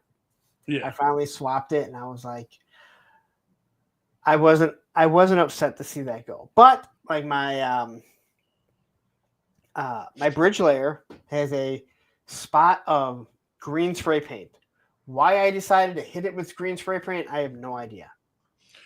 The bridge layer was one of my favorite toys. Besides, all the Cobra stuff was cool. But as far as G.I. Joe goes, it was like the aircraft would carry the bridge layer. I just thought those were the coolest toys. The bridge layer, and I've talked about this before, it wasn't big enough. It's like anytime that you could get it over something, because you wanted to do it, it was always like, yeah, the Jeep could just drive over it. Yeah. The Vamp could just drive over it. Which the ramen toys is extremely big. So, yeah, I picked up 2 of those. One so I could have a Wolverine style, and the other one is a bridge layer. I was pretty ecstatic when I saw that. You didn't see him in person, did you? Oh, huh? Did you see him in person? No, I did not. Man. I saw your guys' videos from Joe Fest. Yeah, they are nice. I mean, I bought them the minute he put them up. I was like, I gotta have that. Yeah, my buddy bought all the stuff, so I'll have it to review. But cool. Like I have any room to. Like that Wolverine that you gave away, that thing's badass, man. That thing looks great. Oh, dude, that thing is. And I've seen it completely. That sits right in front of my TV. It's crazy too. Yeah, that's like right in front of my TV and my display. I look at that. A lot of times you see the 3D printed stuff and you're like, oh, it's pretty cool for now. I look at that and I'm like, if they never gave us a Wolverine, I don't care. Because it looks so good. And I think a lot of it has to do with Wolverine doesn't have a lot of there's not a lot of nooks and crannies. It's pretty much flat. A lot of right angles and stuff. So I think it's just it fits perfect. They don't. I don't need one. I know other people want one. Find a friend that 3D prints it. No doubt. Yeah, for sure. All right, so we'll go back. Now you talked about you kind of got into this digital media, or it was I Mhm. guess it wasn't digital media, but film or whatever by Yeah. accident.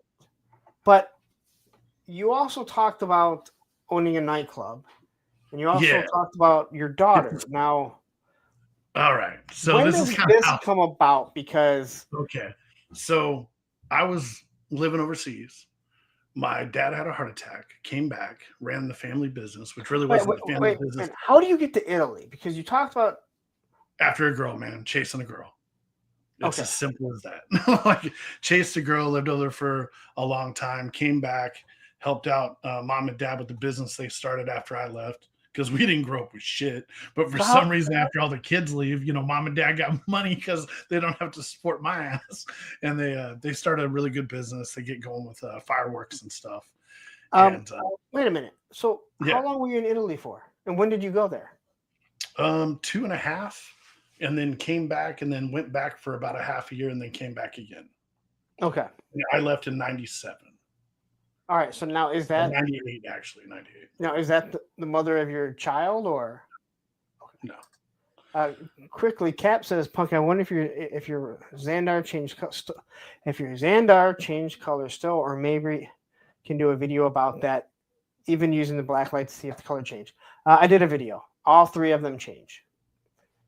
You can find. I did a short on it, so if you go through my shorts, you'll see it. I did a progression. Xandar and Zartan change really well. Zarana not so much, but she did change. So there is a short that I did on that last summer, I think. Mm. So yeah, they continue to change color. They can't pop them open, but they can. Replacing those O rings. Oh fuck! What a pain. Uh, all right, so you chased the girl to Italy. Yeah. That's always a Yeah. smart move. Yeah. It was awesome. I just got out of school. I picked up my bachelor's at that point, and then I just kind of got the, hey, why don't you come over here and we'll see how it works? I'm like, all right. And I did. So And I she was traveled. from Italy. Yeah, yeah. Okay. So I traveled over there, and then while she went to school, I literally just ran around with all these guys I met, and we would just go everywhere. Like, we would just hop a train, we Europass, go wherever, go to every damn country we could get into, drink, act stupid, come home. That was pretty much. She would literally make me leave because I just get at, at that age. I would just wild out, like, all the time. And she would be like, "You've got to leave for like a week because you're too much bullshit, and I got to study." I'd be like, "Okay." We would get on a train and go somewhere and just be stupid, go backpacking, whatever. Um, and then come back, and then shit happened at home. Had to come home. Ended up being here for 10 months or so, and we ended up taking a break. She was one of those girls where you had to be present or she'd flip out. So she's like, all right, we're breaking up until you get back or whatever. I was like, all right, fine, fuck it. And then did that deal, and then went back, and then got another phone call that said, yo, hey, you're going to be a dad. You got to come back. And I was like, oh, you're kidding me. So then I come back. Absolutely. Uh, have a kid with a girl that I dated once before. She dropped the ball, and I had full custody, and I had to stay here to raise my kid. So for the next 17, I'm in the pocket, back in the town I never would have come back to. I just wouldn't have. And I made the best of it. And um, there's not like as many support systems for single dads. I'm sure a lot of you probably know that have done it. And I needed to make really good money and be able to be home during the day and pay a sitter at night to watch my kids sleep. So I started staying home, being a stay-at-home dad. I worked part-time and went to school for the hours that I could afford to go, and slowly got my master's. And at nighttime, I worked in strip clubs for several years until um, I ended up buying in to one and then buying out my partners. And then I had a full blown strip club, and I was working at nights and being dad during the day. And I didn't have to go in till like 9 or 10 o'clock at night. And then during the day when my kid was in school, when she finally started school, I could run the business as normal and then be home for her, dinner, read to her, put her to bed, and then haul ass to work and then work the rest of the evening till 2 or 3 in the morning, come home, crash up, take the kid to school, run the routine. And So I you did were that. so you were working in them originally. Yeah. Yeah. Okay. Originally was working, then it ended up into a purchase deal. Okay. Yeah. And then you solely bought. Did you have multiple ones or just one? Just one. Okay. And then Now- I went into a whiskey house. And then at that point, I had a whiskey house later. And then I had a sports bar. And the sports bar was fun, but it just wasn't lucrative. Like you make good money during sports seasons, like when the Cardinals and the Chiefs are winning or the Royals or, you make good money through those times, but in the other times it would be much slower and you just didn't turn the numbers. And whereas you had more overhead and then you have the liability of the kitchen and the food loss and all that shit, it plays into it. And that's a game you really don't want to play if you're trying to make money. So got out of that. And me and one of my best friends, who's also my lawyer, me and him were in business with that together. And then we decided to call it quits and cut it down. And then I got in on a high-end whiskey house that I put together. And the whiskey house was amazing, did very well with the whiskey house. And then my daughter was going to graduate school a couple of years early because she's like a little brainiac. So they told me she was going to graduate a few years early. And I pretty much told all my staff, I was like, man, I've been doing this a long time. Like I've been running the clubs, working at nights. And I was like, I don't do this no more. Like that's like a young man's game. And I'm just kind of over it. And I told them all, so when my daughter graduates, I'm out. Like I'm selling everything. I'm getting out of this. And I'll go back to doing something else, or I'll pivot into something different. And that's exactly what I did. And the minute they told me she was graduating a couple of years early, I gave everybody severance and sold everything within 2 months. Gone. So what year did you buy? Like, what year was your daughter born? She was born in 2001. Okay, so Right, like literally the month before 9/11. Oh, okay. Yeah, like literally. All right. So when did you first become like part owner of the club there? Not till 2005. 4? Okay. 2000. So it's not that it wasn't that long, but I mean that's no. I mean 4 or 5 years can be a lifetime, I guess. Yeah. And then when did you solely buy them out? The following, like not that year, but the year after. Okay. Yeah. So you get to the point where you're owning these different businesses. Mm-hmm. You have a nightclub. You said the whiskey house. When is it that she graduates to sell everything? Yeah, and my dad was a hustler, man. So like, I always find ways to make money, like dumb ways. Like I remember, like I had this laptop, and eBay was out, and I kept the letter A kept falling off the laptop, and I would be like ordering a letter A on eBay, and it was costing me $10, and then shipping. And then I pop it back in, and then before too long, another letter would fall off the list. And then so I looked at it, and I could buy the entire keyboard for $10. So I was like, I wonder how many more people are losing keyboards, like are losing letters off of these keyboards. And then I can see how, like on eBay, where it show how many of these things have been sold, like and I was just like, well, I'm just gonna buy the whole damn keyboard. So my roommate comes home one day, and I got all these boxes, and I've got like 150 damn keyboards, where I've spent like $1,500. And then I'm popping all the letters off and putting them in bins. And then when people like order them, I'm throwing them out the door at like $10 a whack. Right. And I'm just sitting there racking up cash. And he's just like, I would have never thought of that. And like, I just, just simple, dumb opportunities like that. Well, I would just start. Yeah. I mean, that's no different than the people that buy a complete, vamp and then they take it apart. Or snake eyes, and they're like, hey, I can make more money. It's just more of a hassle. Yeah. But the fact that you were buying keyboards, taking off I know, it's crazy, right? And then, like, when I was done, if I had inventory left like they discontinued that computer and they weren't making them anymore, and I was like, well, fuck, nobody's gonna want these letters now. Let's throw them in the trash. I don't give a shit. Like, I already made my money. Let's find something else. And it would just turn into, like, seriously, like, just simple little hustles like that to make crazy side money. And I've always found dumb little opportunities like that over the years where I'm just like, like that's money right there. Let's get it. And, like, I always just became very proficient at, doing dumb hustles. And, like, my master's degree is in business administration, gerontology. Like, I set up old folks' homes and pharmacies. Like, that's what I would have had school with, because I started off in art, went back for business. Like, I was like, this is not going to make me money. This will.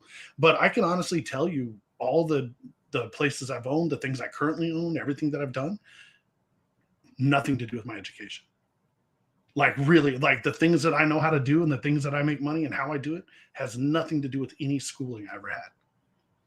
I didn't know how to stack money and how to make my money make money, really, until I dated a girl that was an accountant. And she was like, what are you doing with the money you make? I'm like, it's in the closet. Like, like crazy shit like that. And she was like, I'm going to show you how to set up, a life insurance policy. I'm going to show you how to, like, you need a trust that owns your company, not you. You need to set up, like, and she literally just laid out the whole plan and showed me how it all worked. Wow. Yeah. Like, if it hadn't been for her, I would have just been sitting over there pickle dicking with my money for years, So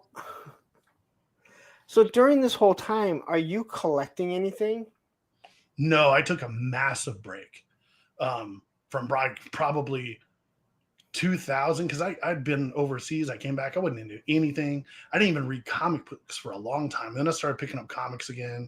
But when I was in school in Denver, I worked at Mile High. And so I learned how to trade and swap books and how to buy, lower grade copies, trade them for big copies, or take big books and trade them for multiple lower grade copies and flip them and make money. Just more hustle, man. Just more hustling things. I could take a $3,000 book and trade it for 50 small books and make 15 or 20% on those books. And it would have, like, taken that $3,000 book and it turned it into a 5,000 book by the time I sold the other copies. And it was just like little ways to flip and make money here and there, just doubling up all the time. Like, I was just always hustling, man. All right, hold on 1 second. Here comes the money. Here we go. Money talk. Here comes the money. And Pop Blender with the $20 super chat. Thank you very much. Pop Blender is here. I don't want to yawn, blow anyone's ears out. Who am I kidding? It just doesn't have the same ring to it. Finally, a better Thursday with a friend than mine. Of course, mine was much better. Not that this isn't great and well worth the wait. You mean the wait altogether or the wait for today? Because you get 40 minutes of me just rambling on. Like, you guys don't get enough of that as it is. All right. So you just were flipping stuff. You're just hustling, making money, running around, taking care of your kid. Yeah. Just nonstop, just being dad, man. So when did she graduate? She graduated 2016. Okay. The spring of 2016, she cut out. And, like, she's in, like, she's gone through the I don't need dad phase, which all kids, I guess, do. Like, I could do this on my own. And you know what, man? I gotta say, she ain't wrong. She started a cleaning business on her own and has employees. And she's 22 years old, and she has a medical grade tattooing where she actually works for plastic surgeons. And, like, when they go in and redo women's breasts and put after, having cancer taken out and reattach new nipples. And she goes in and she does all that stuff, man. Oh, wow. Like, and she's killing it. Like, she does her own thing, and she likes to be a shithead, but she gets that from me 100%. I can be a professional asshole when necessary. And she definitely learned how to hustle from me. That's for sure. Like she's watched me operate and how I do things. And my friends that have done business with her, like, dude, they're like, she's just like you, bro. Well, like, just just it's her way or the highway. That's the way she is. And I'm like, yeah. Now, do you still live? Do you still live by her? Yeah, she still lives here. I think she's getting ready to move down to Florida though. She's got like the plastic surgeons down there and stuff. She'll be in high demand. Oh, So she's wow. going to work with more surgeons and do more work in that field. She doesn't do like regular tattooing at all. Everything she does is medical. So how do you feel about her moving away from you? Got to live your life, man. I know, but that's not the Like, point. like whenever I beat myself up about it when she moved out. She moved in with her mom because she was like, well, this and that and the other, and then found out that basically her mom's always been more of a friend to her than an actual like mom. And there's a bunch of like where she tried to come back and get custody and all this other stuff, which I'm not going to get into that. No, you Like, don't have to. that's all petty shit and it's under the bridge anyway. Normally we would have talked about what you didn't want to talk about the 15 minutes before the show started. You can ask me. But you weren't there. I was there. Yeah, I don't know. I was doing something. but yeah, no, she was like basically staying at her mom's house, and there was some stuff like her mom was letting her boyfriend stay and stuff like that, and she I ain't gonna fly at dad's house, so that was more to do with it. Later on, I find out that's more the reason why she wanted to stay with mom, and like when we're younger, we make foolish decisions when we're younger. We're not really adults yet, and then we enter these relationships that are adult relationships, and we move in with people and we do dumb shit. We hurt people, we hurt ourselves. And, she's going through that. That's part of the journey, So I gotta step back, and I'm always here. I'm always dad if she needs me. All she gotta do is call, but like it comes to a point where like, if she's any kid that has to go and just kind of get themselves right or make mistakes to learn they're not right about everything and learn, we all did. Like, I know that like whenever I left for college, and then when I came home, I disappeared overseas. I didn't talk to my parents for like 2.5, 3 years. And like, when I came back, I didn't even realize that it had been that long, really. Like it didn't even lock into my head. I was just out living. And then when I came home, I was like, oh shit. Like, how disrespectful did I even call mom and dad? How disrespectful to not, and we didn't have text messaging and shit like that. Yeah.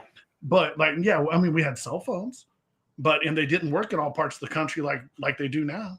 But I mean, like, I really did, and that hurt my mom. It hurt my dad. You have to learn, you grow up at some point. You realize, it's not just you. Like, so. No, it is weird because I go months not talking to my dad. He lives like 5-6 miles away. Yeah. It's not like we have any type of disagreement or anything. I'll call him up when I need something, or hey, you know what? It's Christmas. What are we doing? Yeah. I don't really think about it. I don't need. And I've talked to people about it before. Like, I can't remember my dad ever telling me he loves me, but I also don't need it because I know he does. Do you know what I mean? Like, yeah, we don't ever tell each other. And I know everyone's always like, you need to say that. I'm like, I don't need to, because I've never felt like he doesn't. Just because we don't say it, there's never been like, I wonder if he really does. Like, I don't feel like I ever need that. And so I won't see my dad for, months, or even talk to him, and I don't really think too much of it. Because we spent so much time together, obviously, when we were younger, but we've never had problems. There's never been beef between us or anything like that, Yeah, and never between me and my mom either. I just like disappeared for a while. Now, my mother lives about 30 miles from me, and I talk to her 2 or 3 times a week, and I go see her every Sunday or Monday. I go down, take her to lunch, and take her around. She turns 78 next week. And and I'm lucky to have her. And my mom's a complete fucking cut up. Like, she is nonstop bullshit. Like, I mean, there's no secrets between me and my mom. My mom sends me messages like, hey, did you hear about the new bacon wrap pizza from blah, blah, blah?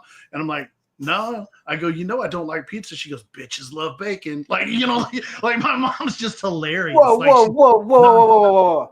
Did you just say you don't like pizza? Yeah, I don't really like pizza, man. I lived over the top of Domino's for several years, and you just smelled it all the time to a point you're like, nah. And then Domino's, yeah, and then like a couple other years later, the one got built right next to a business I worked at part time, and I was always having to smell it, and I was like, nah. Like I'll eat pizza here and there. I like pizza. Like I like emos. I know you hate it, but I like emos. There's God, certain that was places like I'll it was eat it, but awful. yeah, it's not my first choice. And yeah, but my mom's hilarious, man. She kills me with her bullshit. Like like she'll be like, "Hey, I'm gonna make meatloaf Sunday. You should come down." Blah blah blah. I'm like, "All right, cool. Yeah, I'll be there Sunday. We'll have meatloaf." I get to the house. It's Sunday. I walk in the house. I don't smell any food cooking. Like I'm like, "Mom, I thought we were having meatloaf." She was like, "Oh, well, I'm gonna go ahead and get on that. Sorry, I'm running late." And then all of a sudden, this guy shows up with a trailer with like 2 cords of wood on it.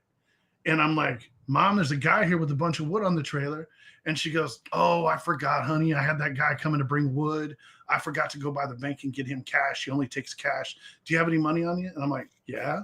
And she goes, "Could you just pay him and I'll pay you back Monday?" Which means I'm not getting paid back. Like I already know. And I'm like, "All right, Mom, I'll pay for the wood." I get the wood and I go, "So are we doing dinner?" And then now that I've paid for the wood, it's like, "Honey, we're too old to lie to each other. Let's go out and eat."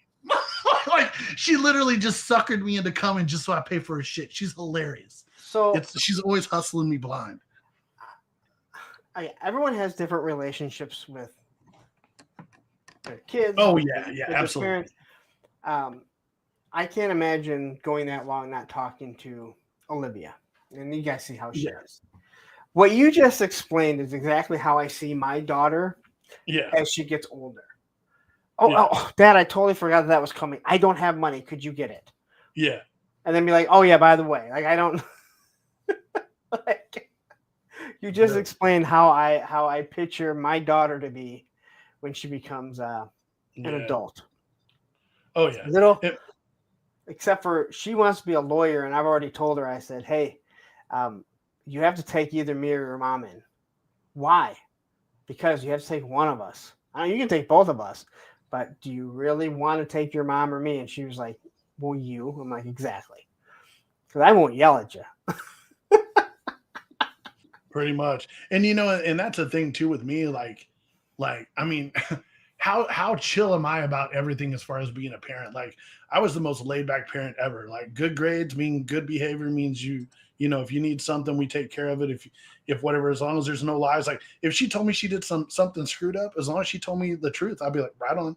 And I'm like, what did we learn from this? Because this isn't cool. Or I tell her what I thought and we go from there. But I'm not like an overbearing parent. I don't do any of that stuff. It never worked on me. But everyone is different. And my dad, my mom, absolutely. Yeah, my mom died when I was 13. I've talked about this before, but I hung out till 2, 3, 4 o'clock in the morning. 2 o'clock in the morning on school nights. And all my friends were older than me. So senior year, like all my friends were older than me. They're getting done with work at 11 o'clock. That's when we're going out. And I remember my dad saying, "As long as you go to school, I'm not going to give you a problem." But he also knew I didn't drink, I didn't smoke, so he wasn't worried about that. He knew that the people that I hung out with didn't do it, and he knew which people that we grew up with that did do it, and that I didn't hang out with them. So, and I've heard people, my ex, not my kid's mom, but another ex, and she had a kid. I never let that happen to my kid. I never let my kid do that. I'm like, I wouldn't either. But my dad and I had a different circumstance, and I'm not saying that I agree with him doing it as a parent. As a kid, it was awesome. But I mean, when people go like, "Oh, you didn't give your dad a hard time," I'm like, "No, I didn't." I know people have a hard time believing that, but I'm like, I didn't, because he had enough things to worry about. Like my parents were married, but he worked afternoons. I didn't see him all that much. He has my sister to deal with, who is 6 years younger than me. So it's like, he had more than enough things to deal with. I didn't have to add that. So we had a different type of relationship. Now, did I let my kids do that? No. Fuck, I tried getting my son to leave the house and he won't. So yeah, for sure. Yeah, for sure. That's a whole another story there. So fucking Woody. What? Woody. I used to pass my mom and the other hookies on the streets and say, "What up, Ma?" The saddest thing is I believe that's true. because Woody talked a lot about that when he was on. So, um, God, it's hard. It's hard for me to remember all the people that I've had on the show. Oh, I bet you've been running for Yeah, years. it's like I'm starting to look at names and I'm like, did I have them on? And you have to go back. I mean, the whole purpose is for people to go back and watch. But you start to forget. Like again, it's Oh, I been bet. God a year and a half now that I've been doing this, and you're like, God, there's a lot of people you start talking to. Thanks for the noise, buddy. Thank you. So you sell the stuff, you sell your businesses, your daughter graduates. Where'd she go to school? Was she in the area? Yeah, no, absolutely. Yeah, no, she lived with me all the way up until the time she graduated. And Okay, then but I mean, like for college. she didn't go to college at all. She had full rides everywhere, man. She just didn't go. She was like, no, I know what I want to do. This is how I'm going to make money. And she told me what I thought, and I was like, I think you're kind of dumb, but I was like, I didn't say that. I was like, you know what? You're young enough that if you want to go chase this now and put your heart into it and do it, then do it. You've got plenty of time. Like, but by the time you hit 25, you better start thinking about what you want to do. Because if this isn't working out and you're not making the money you want, or you're not making enough to put into investments to start getting yourself, an extra income coming in or setting up your retirement or, whatever, I go, then you need to switch gears. And she was just like, no, I understand, but man, she's doing it so far. She keeps going the way she is. She can be just fine. So, I really like that attitude. yeah. I think that it'd be really hard if my daughter said, hey, you know what, Dad, I don't. I mean, you're the one that wants to get all A's. You're the one that talks about wanting to be a lawyer, go to the University of Michigan. Like, this isn't me pushing it. Like, it's this thing, man. Now, if she came to me and was like, hey, but I don't believe school is for everyone. But I do believe in this day and age, you have to have an idea of what you want to do. Like, I want to be a welder. I'm going to go for skill trades. All right, a plumber, whatever. Or hell, you know what? I'm really going to focus in and I want to make money on YouTube. And there's other ways to do it other than just monetization, right? And again, my whole attitude of like when I tell my son that he won't do it, that's what probably drives me nuts. And it's like, all this stuff is here. Start doing it. But it's kind of like one of those crazy things. And it's like, if as long as you have a plan when you graduate, Yeah. it doesn't have to be school, but you do have to have a plan, or at least you should, right? Yeah. And it sounds like she did. So it sounds like you raised Yeah. a good kid, which is shocking. When she was younger, like she Wait, played with toys, all that kind of stuff. And then whenever I was in her room, and I used to buy her Sculpey and stuff, because that's kind of how my mom transitioned me into art stuff, was Play-Doh and like clay and stuff and pottery. And we bought her Sculpey all the time. And then one time I was cleaning up her room and I found like all these little bits and pieces. And I was like, where did this hamburger come from? And I was like, oh shit, she made it. Like there was all these little things that she had sculpted to add to her toys, like accessories. Wow. And I was like, what the fuck? And I was like, we got to get her more sculpting. So she started into the artistic portion of it. And then because I was doing the photography and I was traveling and I had people come in and we had shootouts and I had models coming in and stuff. And I had makeup artists that came in to do hair and makeup. And then I was sponsored by like Urban Decay and all these different makeup companies would send me all this makeup. I'd give it away to the makeup girls that I worked with, across the country. My daughter would go with me on photo shoots and she would like do makeup with the girls. And she became very incredible at an early age of doing makeup, like high-end makeup, watching do the eyebrows and all that stuff.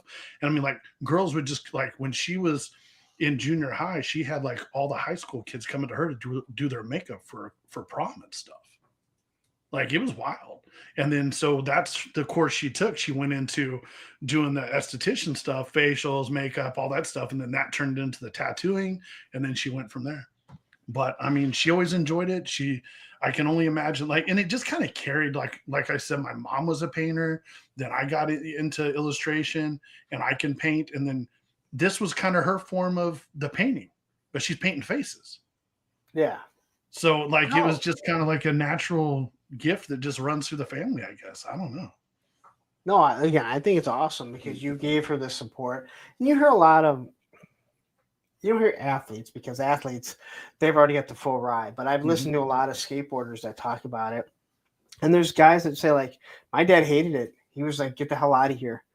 And then there were other ones that were just like, my grandmother raised me and was like, you go for it. This is your chance. And like you said, um, you have a certain age. And when I started skating again, I was talking to a lot of those younger kids. I'm like, if you want to go to California to try and make it in the industry, you do it now. You can't do it when you're 30, 31 years old and you have a kid and you have a career. But you're at an age that it doesn't matter. Go do it now. And if you Yeah. fail, you move back or whatever, right? Or maybe you find something else when you get out there. But you can't do it when you get older. I mean, you can, but you're risking a lot more. This is the time that you don't risk it. Go try and do something stupid, right? Yeah. Uh, No, you should. yeah. Clint Jorgensen says just have these kids start investing in EFTs and stocks at a young age, like 18, and you will be okay. You can't post. Could you send that message over to my son that I keep telling him every single, like at least once or twice a week? I told him again today. Hey, go open a Robinhood account and start putting some money down. I know everyone hates hearing. I know everyone hates hearing about crypto, but if you read about it and you watch about it, it might make a lot of people a lot of money. Damn. It already has. I was trying to put that in the chat there, but I guess it's not letting me. If you can Well- see it, I was going to put the link to my photo site if they wanted to see photos. And that's just pictures I took. I haven't updated that in years, but I mean that's like when I shoot. Put it people. in the private chat. Private chat. Yeah, it's probably blocking it because I would assume. I'll actually put it in the I'll put it in the chat, but I'll also put it in the description. So, all right, private chat. And then I have another website for food photography. I have different websites for different types of photography. Yeah, you sent me some of the stuff, and I was. Yeah. Let's see, I lost you there. Probably didn't come over because I had to open it. Oh, right. So just be You careful, can show it if you people. want. There's no nudity in it or anything. I know, but there's women that there's significant others that Well, probably there's men would. on there too. So yeah. Yeah, there's men on there too. Yeah. That's my dude. I'll tell you the truth. Like I've shot so many women in my portfolio, but like all tattoo pinup. I mean everything. I've shot for Playboy. I've shot for all kinds of shit. But like the men, like the bodybuilders and the athletes and all that stuff, when I go to shoot them, like they're the best because there's no haggling, no bitching. How much do you owe me? Here's the PayPal. like it's just 100%. Let's do this, and we're done. Really? Yeah, and the women always try and haggle. They always try and get something for free. It's just always something. It's just like, come on, man. And there's several of them that are just straightforward. Let's get it done. But Yeah, even I feel like that might be easy for a lot of people, right? yeah, it can be. All right, so you talked about all the stuff that you did, and you have. And there's other things I've done in there too. Like I've worked for Toys R Us when I was in college. I was an assembler for them. Ended up changing off into being a store planner, and I would be one of the store planners, and I would order in supplies and toys. So I know a lot about how the toy business works, like on the Toys R Us side, like how we order things in. Like you would think that like G.I. Joe makes everyone's like, oh man, they got to get more of this in. They don't care because that's not a high margin item. So it's just allocated. They've got this much space. They have this much coming in. They buy this much. Like you see like Cabbage Patch Kids or dolls on the island. Everyone's like, man, they must be making a fortune off that. No, but what they do make money off of is the clothing, the knockoff bottles from China, the you remember when they put out the bass that hung on the wall that sang?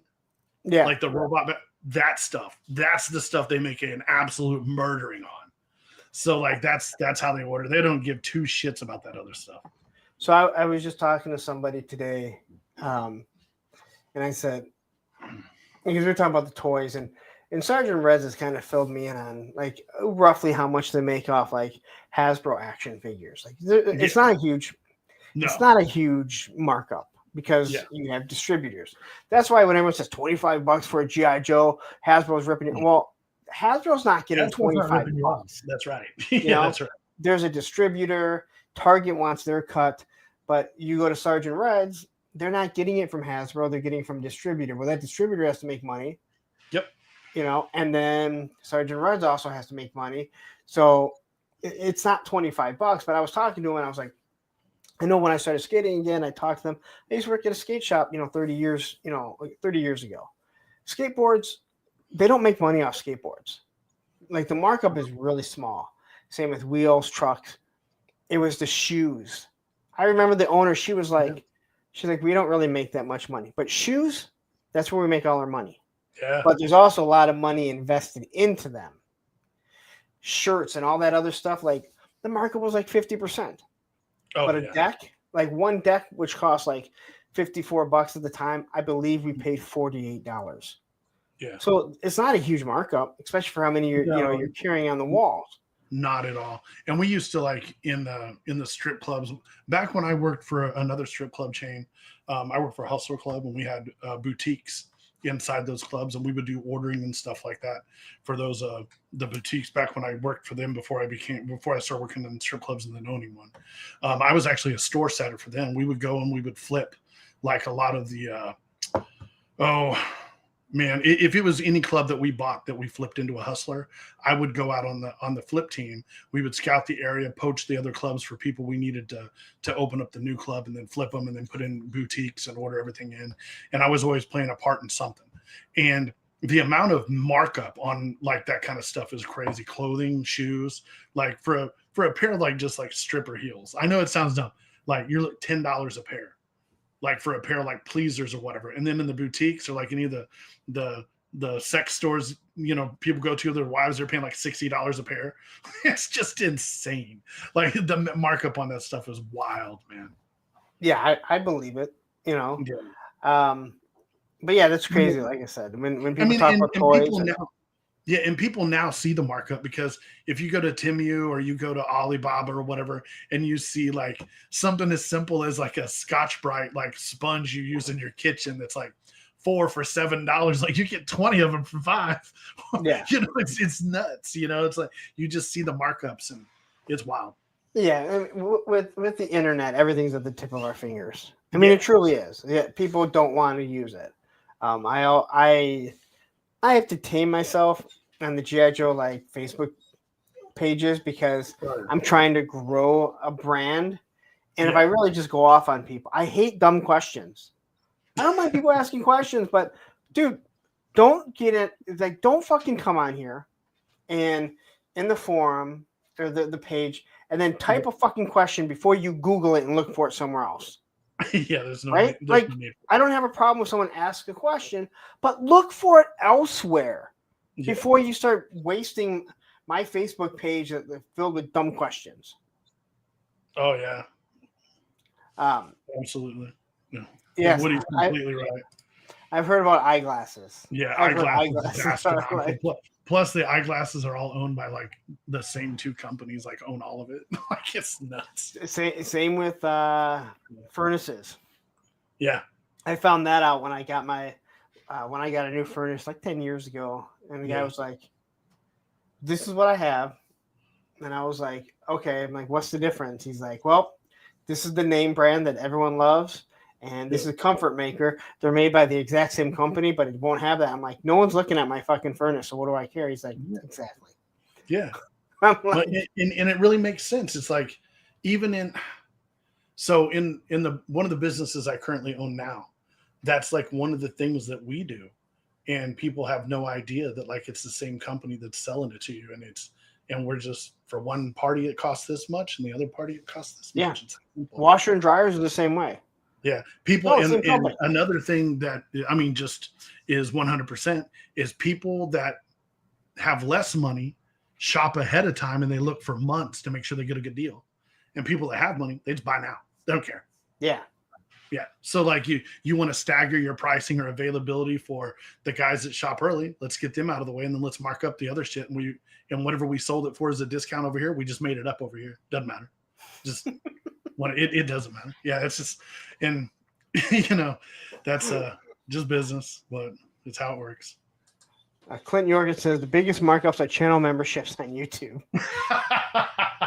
For some of the guys, there's some of the channels I see where they got a subscription and it's how much, and I'm like, guys, you don't have to do that.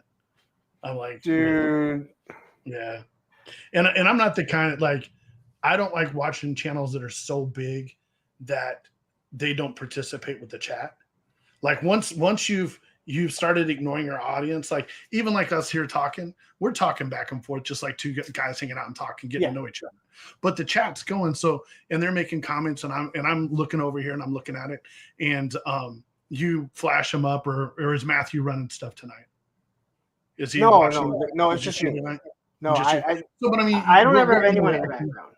Yeah, we're interacting with these guys, and a lot of these guys, they have channels, and we watch their stuff. But like the minute you start not paying attention to those guys, then they're not part of the experience anymore. You know what I mean? It turns into, so like if I'm in a chat on another page and I'm talking or whatever, and nobody's really paying attention to any of us over here, then I'm out. Like I didn't sign on just to watch you guys talk all night. Like you're not including, you're not, like, these guys are asking really good questions and they're getting passed up, and it's just like, it becomes irritating to me. I've told people this before. I go, I understand why it gets to a point, but there's these channels that they don't read the chat. They might highlight one from time to time and let everyone else read it. Now I do that more here because we're having a conversation, but again, and a lot of people, they're not used to it. Like this opposite of me right now. So they don't realize, like, when the chat's up there, it means, hey, I want to read this, because it usually pertains to them, right? You get pretty good about it. And again, but I go, like, my Mondays, like, no one is watching me do a live for 3+ hours to just hear me talk if I'm not interacting with these guys. Absolutely. And a lot of these guys are in there and they're chatting with each other. It's like a bar.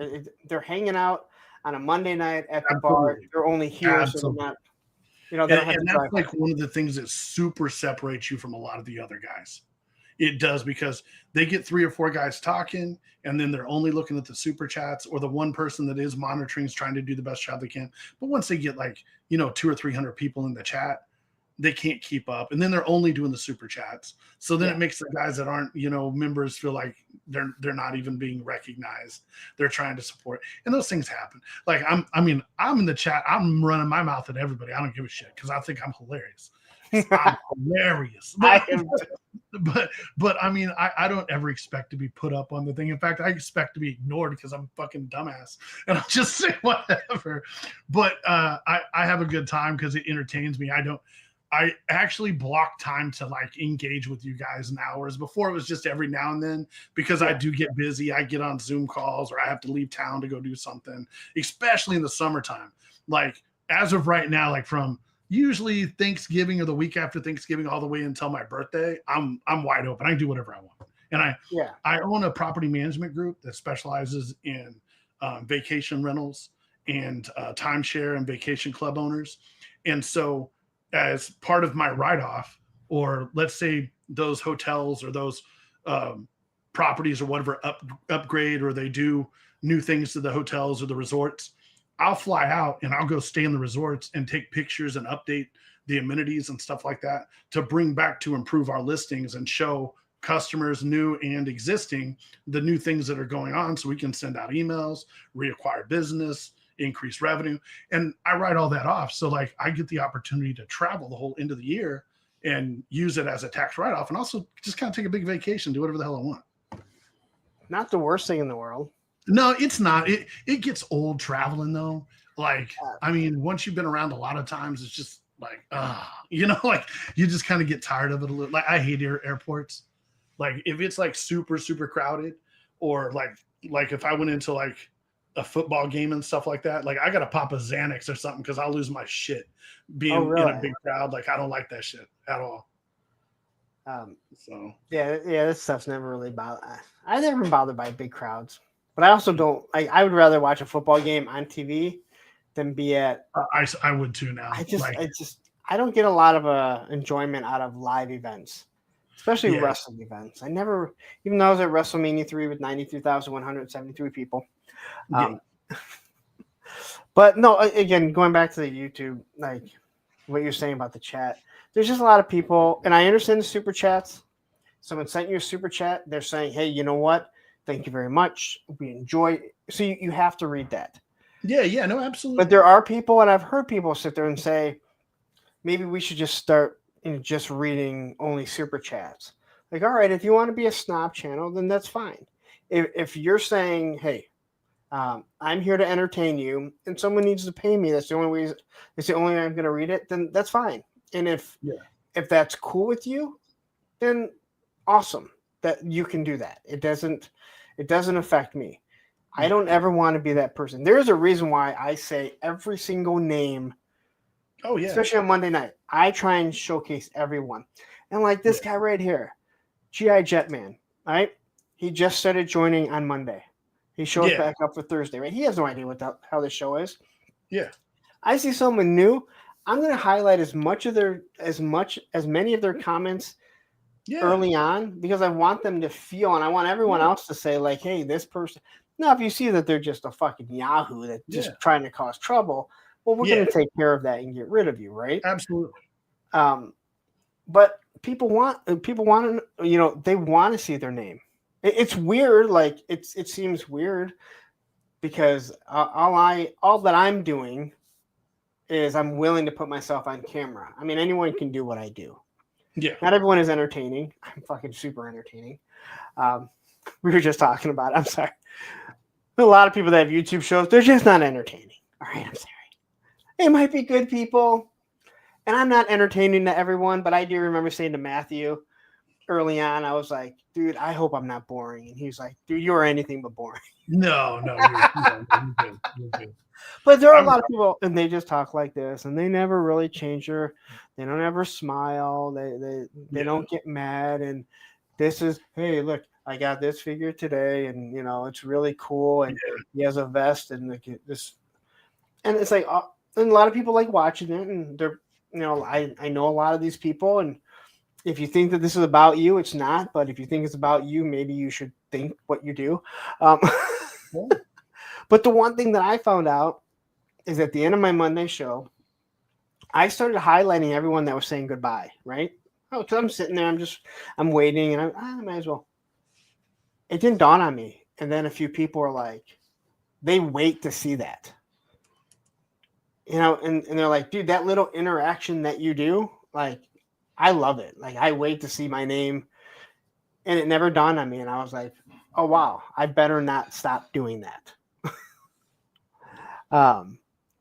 But yeah, it's Pop says, if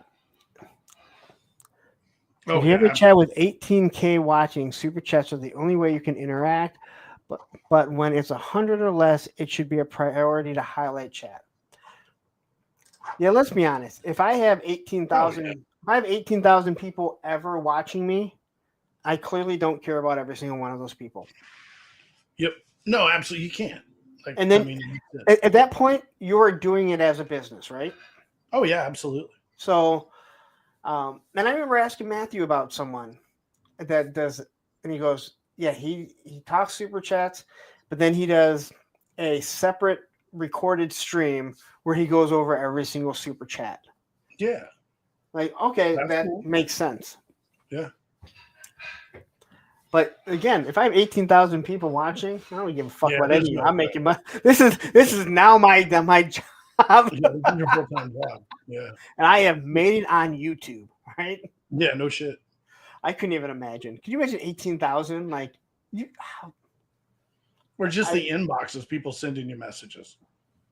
You know what I mean? well, Like, that's already crazy as it is. Yeah, I bet it That's, is. I mean, that's already crazy. So I was actually, it was kind of funny. I was watching Articulating Ninja. One of his videos popped up. And he was saying a lot of people have been asking me about this. And I kind of roll my eyes like, oh, sure they do. And I'm like, wait a minute, you know how many fucking people ask me the exact same shit? Oh, I can imagine. You know, and it's like, I'm thinking like, wow, this guy thinks he's so fucking big, but it's like, well, wait a minute, fucking people ask me the exact same thing. Like, they see us on YouTube, and I met some guy at Sergeant Rett's. He noticed who I was, and he's like, man, I've never met like a celebrity. I'm like, dude, I'm just another person, man. Like, he's like, no, and but that's how they see you, and it's like anyone can do this. You know, anyone can do what any of us do. Just not everyone is willing to put themselves out there. Oh yeah, I mean, we get ridiculed. Oh yeah, I'm impressed. Like with Woody, man, just consistency alone. I mean, Woody's rocking, man. Like he's done awesome. My inbox is empty because I don't have one. And got but I have your phone number, so I can just text you, Woody. Hilarious. I also have your email. Haywood. I was like, who the fuck is Haywood? Oh, it's Woody.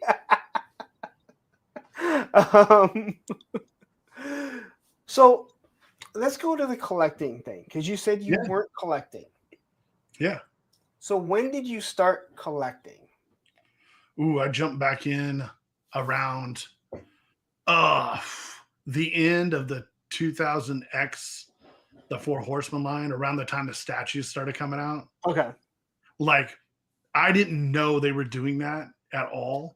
And if I had known, I would have been on that from day one. Like, I would have been like, here's my money, send that shit to me every month. I'd have been in. In fact, I wish that's the way it was now. I just, Hasbro, send me 2 of each. I don't need to see anything else. Just let it come in the mail. I don't give a fuck. Like, I wish it was that simple, because to me, it's like stressful trying to order shit, get on there, exclusives, all this stuff. And it's just like, dude, just where do I sign up? And you just like send it to me. I got time for this bullshit. I got things to do. Yeah, I've met people that they love the chase. Yeah. I enjoy collecting and searching, but it gets to the point where when you know nothing new is coming out, it's not even fun going in anymore. No. So I'm like, you know what? Just send me the shit. Mm-hmm. I just hate that because of what I'm doing with reviews. I'm trying to get it as soon as possible. Yeah, so you usually get things about 3 weeks before. Yeah, so I have it ordered from like 3 different places: Amazon, Pulse, BBTS. I have other places that I look in case it pops up, right? Mm-hmm. If it pops up, awesome. Every now and then I get burned, and this is a risk that I take, that all 3 will charge at the same time. But you usually get figures 3, sometimes 4 weeks before they hit. You're not ordering them through Canada or another place. You're just getting them straight. Well, you don't have to tell me on live if you don't want other people. No, I don't care. I've ordered stuff from overseas. That's what I figured. I didn't like that. No, and that was only one. It was a 2 series of figures, and I stopped doing that. I get the stuff from Canada at times, but lately I'll notice that the stuff is coming in. If Canada's hitting, like it's getting there, it's showing up everywhere else. Gotcha. So I've made the mistake of ordering from CMD store, which they ship out of New York, but they're out of Canada. Gotcha. Where that it hits, I order it, and they ship pretty quickly, but Amazon delivers it before them. I'm like, wow. Fuck. Yeah. I have been lucky where Sergeant Reds somehow got Sergeant Red somehow got Duke and Recondo before everyone else, the retro. And then Mhm. BBTS got Scarlet, and I had her before everyone else, like 3 to 4 days before anyone else. I don't know. I somehow got um, from BBTS Buzzer before everyone else, and Torch. Buzzer did much better than Torch, but Yeah, I I got. Yeah, I was gonna say I got Buzzer way crazy early, yeah. and I got it from BBTS, and like even like that. What's that guy's name? The shark guy. I don't think he's around anymore, or he got canceled or something. Maybe he started a new channel. Oh But he yeah. actually had my pictures up on his site showing everybody that it had come in, and I Did he was give just you, like, right on. did he give you credit? No, Of course he didn't. I mean, Um, I'm nobody. I don't give a shit. You use my pictures. I don't throw a fit about it. I'm not over here competing for views like everyone, so I don't care. yeah. I might know who that guy is that you're talking about. Yeah. He may have made up a bunch of fucking lies about me. Oh, is he one of the guys? All right. I didn't know. He, Yeah. he's the one that said that I put the fake copyright strikes on him.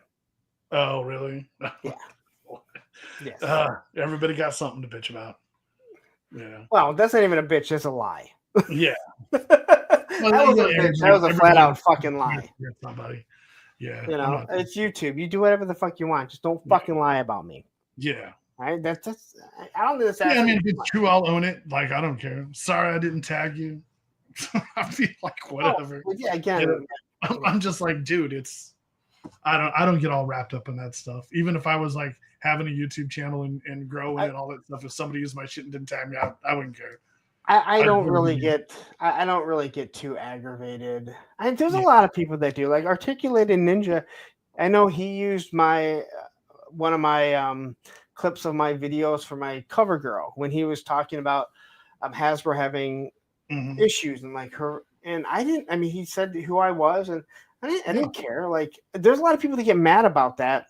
Yeah. You know, I think I might be a little disappointed if someone used the clip and they didn't say who I was, you know, like who I these would, videos were. yeah, But he was going through. if it was just a still shot, I probably Yeah. wouldn't give a shit. If they used video, like showing like part of what I did, I'm like, you guys put hours into doing that stuff Yeah. and editing. So like at that point, man, this guy's put time into that. Like at least give him a shout out, say, hey, this is where I got this, whatever. Like absolutely, I get that. For No, sure. shit. Sorry, one of my tabs just crashed, which makes me worried that this one's gonna crash. It did it for me last week.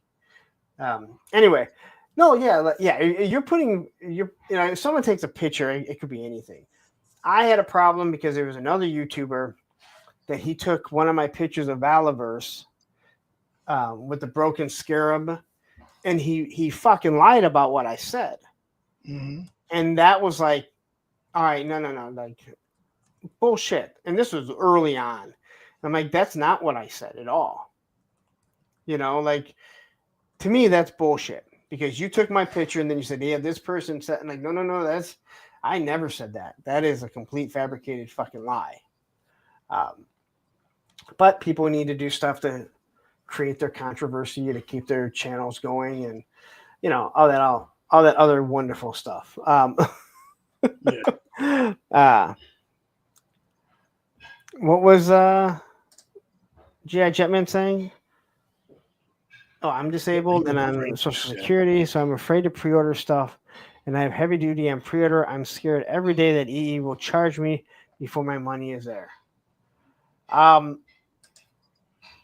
Don't worry, EE. It will be like the last. So understand this about Entertainment Earth.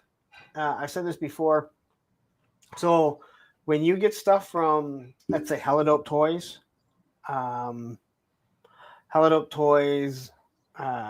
your local shop, EE is one of the distributors.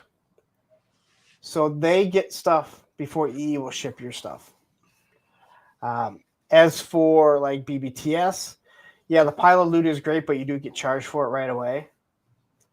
If you are trying to make sure you have money, why don't you go through Hella Dope Toys? Here's my plug for Hold Up Toys. If you use my code APWT, you'll get 10% off. You have to put, I think, 10% down, but they will notify you when it comes in before they charge you. They give you like a week period to say that you can say, all right, go charge my card or whatever, in case if you don't have the funds. So that's cool. But they're like one of the last people to get it. They'll have them, but they don't ship them because of, I think they have to send out to their. I've gotten Hot Toys stuff off of them quite a bit, but that's it. But you're right. They always take forever to ship it.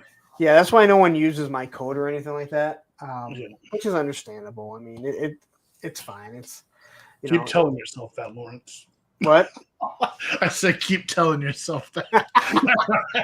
That EE code, it went gangbusters for me last year, last Christmas, because all that Super 7 stuff was like blown out. And then if you used my code or anyone's code, you also get 10% off on top of that. Yep. So there was like 44 bats that were sold like in one day using my code. Oh yeah, I bought a lot of. They were $10. Yeah. I'm like, it's Super 7, so it's out of scale. So you get into. So how do you get all into collecting again? I don't think we got there, did we? A friend of mine owns a comic book store, and another friend of mine who collects comics was like, "Hey man, let's. Have you been over to this comic book store?" And I was like, "Nah, man, I haven't really been buying comic books or anything. I've just been being dad and putting money into investments and running the business. And my kid was like my hobby. And we went in, and my buddy ended up being one of the owners, or he was the owner." And I was like, "Dude, I didn't even know you own this place." And he was like, "Yeah, right on." And so then I got on subscription and started buying books, and he gets in a lot of stuff. And then he would be like, "Hey, could you help me out with this?" Or, "Hey, do you know anywhere I could, get my hands on this?" And I have a network of people I know that own comic stores and that are vendors or they're wholesale, where they sit back and they buy entire long boxes of one issue and just stock it and hold it forever and then release them. And I was like, yeah. I said, let me see what I can do, man. And I'd start piddle paddling and getting books together, and then going to trades, going to shows. And it just became another hobby for me to start, flipping books again and doing, it was fun. And I hit at a good time where there were some really good writers. And I think I got back into the comic side of it around the time that they did nail biters and stuff like Boom Comics was first coming out. And Hickman had started the Walking Dead, which was crazy because I had a buddy of mine that was going overseas, and he told me about this Walking Dead comic that was coming out, and I was like, right on. And he was like, "Could you pick those up for me till I get back, because I really want to read that." And I was like, okay. So I started picking them up, and it was up to issue 25 by the time he got back. And then I was still picking them up, and I said, "Hey man, you gonna pick these up, or what are you gonna do with these?" And he was like, "Oh man, I found another place to get them, and my wife got them too. So, but if you want to sell me those, I'll take them." And I was just like, "Well, if you already got 2 copies, why do you want to buy these now?" I was just like, "What?" And so then I found out they were putting out the TV show, and I was like, "Fuck off, asshole!" I'm like, I've been holding these things for over a year from you, and I'm still buying them. And I was like, "I'll just keep them." So it's just and then I just started picking up books again and kind of get more into it. So what he said, I just used your code on EE for the NECA Street Scene. Thanks again. All right, cool. I'm not telling anyone to use my code. You can use any other code if you want. I don't care. APWT. I think Woody dreams. Toy kind of mood. That NECA Street Scene, which is $115, you get 10% off if you use anyone's code, and it's free shipping. That thing is worth every penny. I love Woody though. I'll see that dude just at night, just tossing and turning, thinking about toys. He's got it. Well, he's got the bug. I love it. Yeah, that NECA Street Scene. It fits 7-inch figures, but it fits 6-inch figures perfectly fine. And before people say, "Where am I going to put it?" It's 3 fucking levels. And if you don't put the back on it, you can put them inside of it. That thing is awesome. It's $115, and if you use anyone's code, it's 10% off, I'll have to check and that it's out. free shipping. It's Yeah. and it's worth.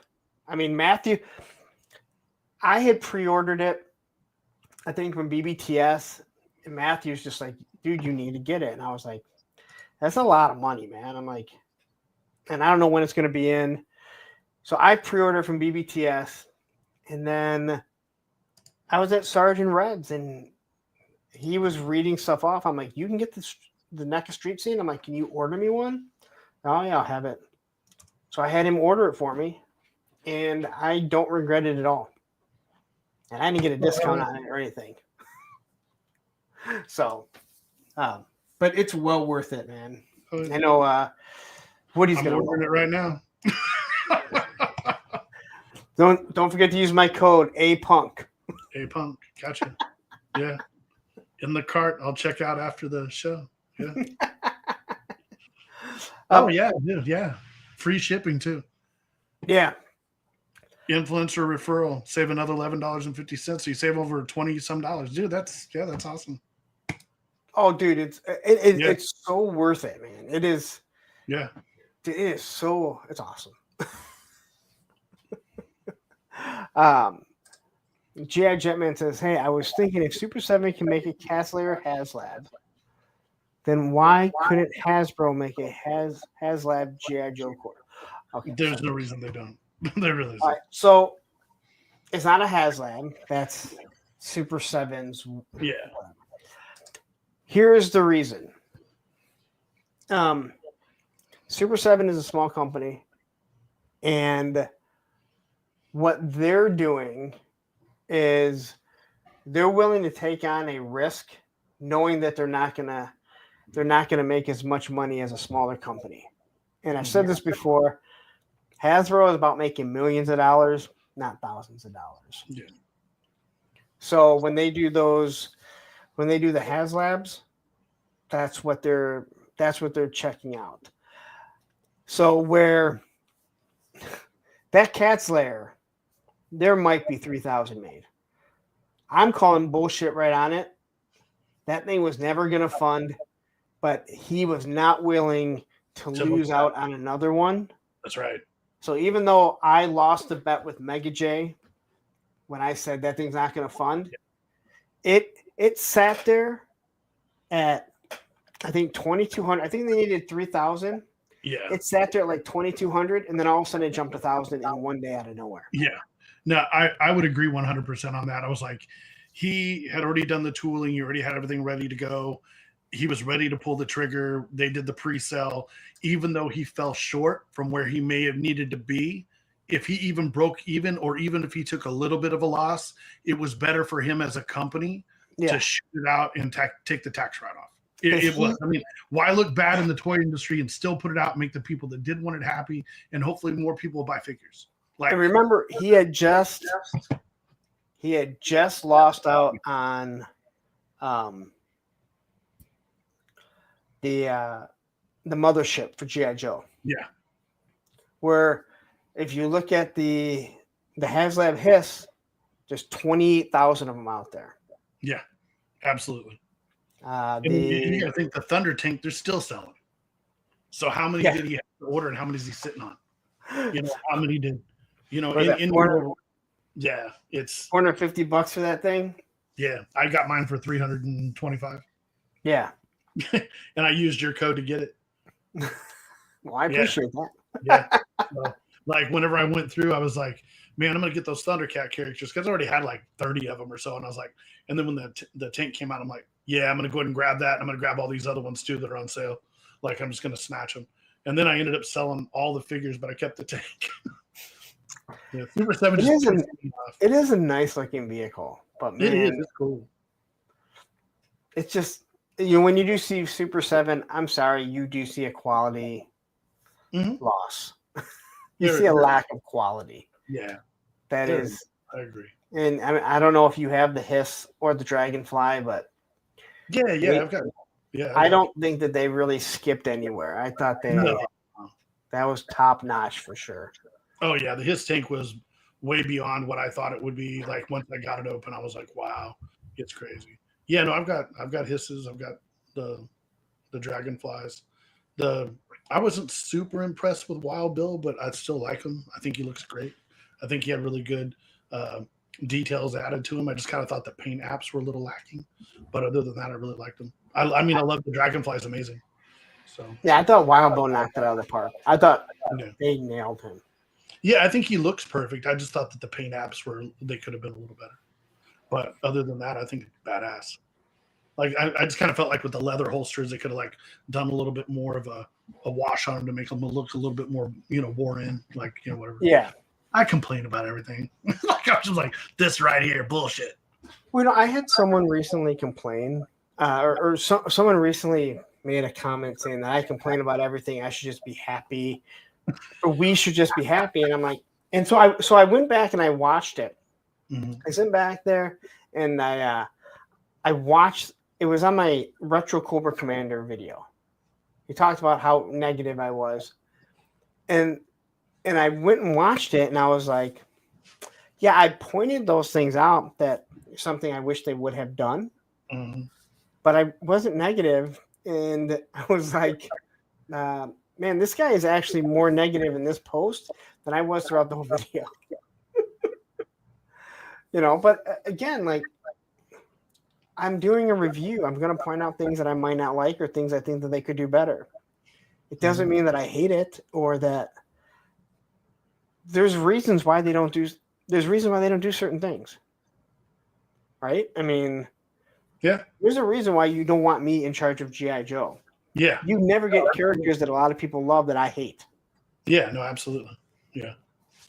So, and Model Misfits has jumped in here. So, is there anything specific that you're collecting now? Right now, I'm just kind of going with the flow, really. The Monster Force stuff, I really dig it. Like, I really like the whole premise of it. I like the figures. I don't like that they've just, from the first wave, the amount of reuse in the first wave, I think is kind of bullshit.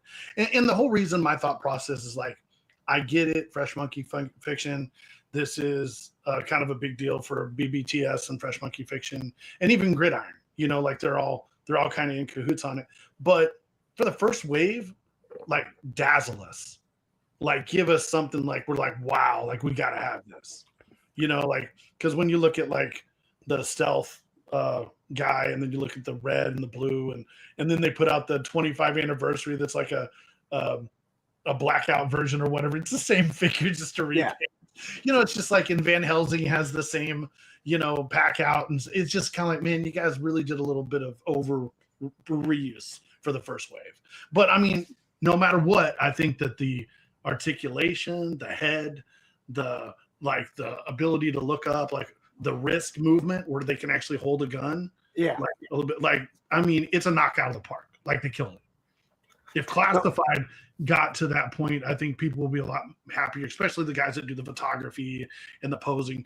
I also think that for me, when I look at the figure and I buy it, I don't need all those hands and I don't need all that extra stuff. Like, a couple is fine, but I don't need all that extra. I'm like, you guys could have shaved the price down a little bit. And, the majority of us, we don't care about that. The photographer guys, I'm sure they all want it.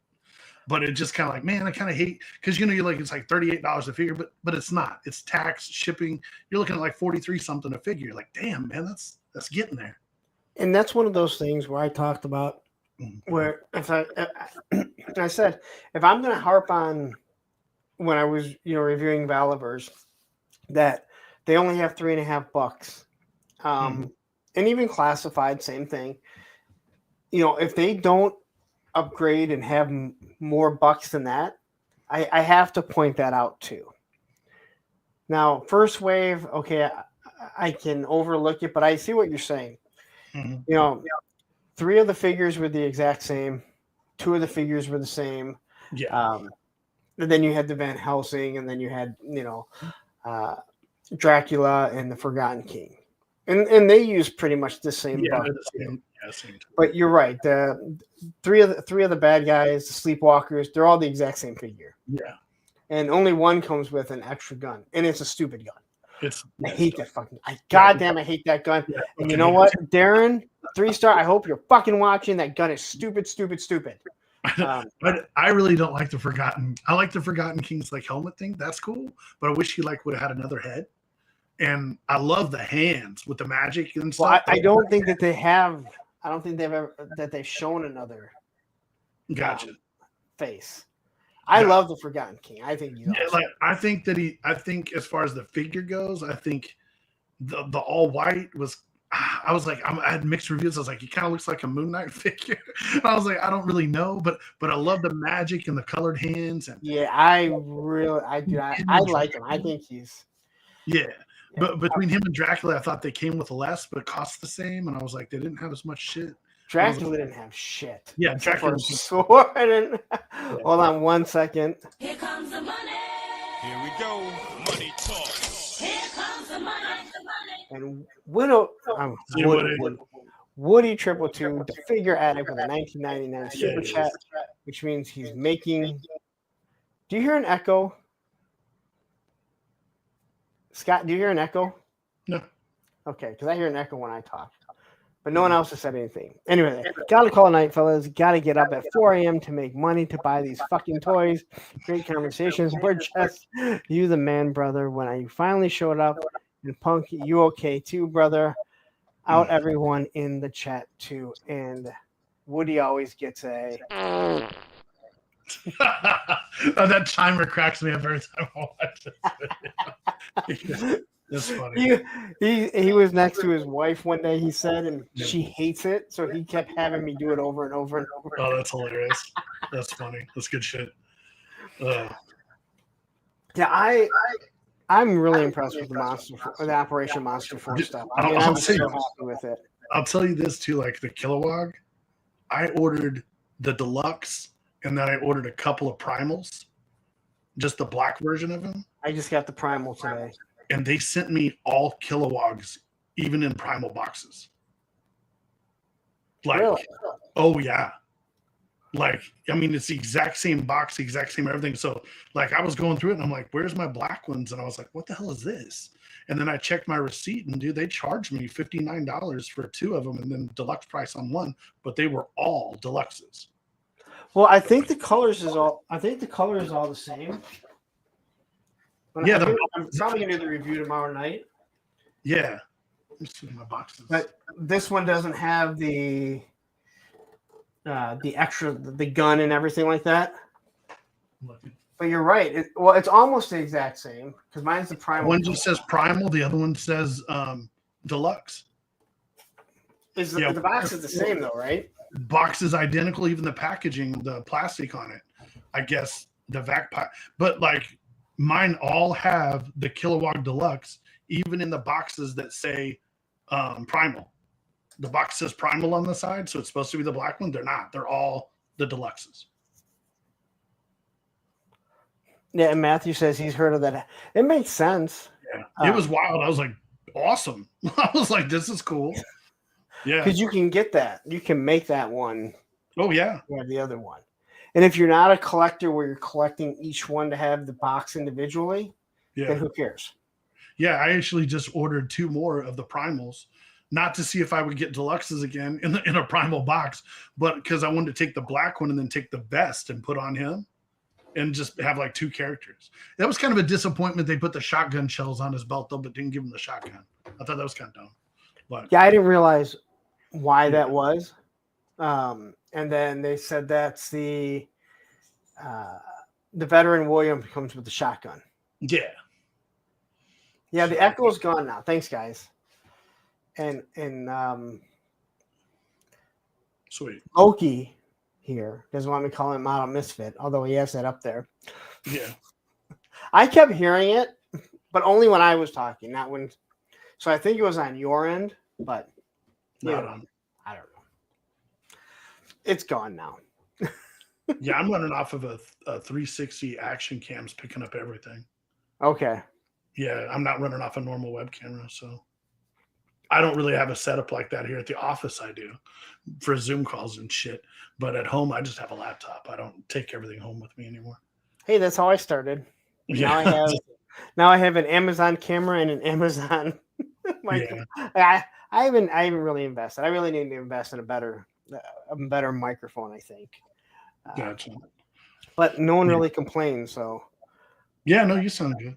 I've I got this don't. whole room, so this room I put in all these shelves, and I put all my overstock in here, and I'm blowing it all out right now. And then once I get it all out, I'll start stuffing it full of shit.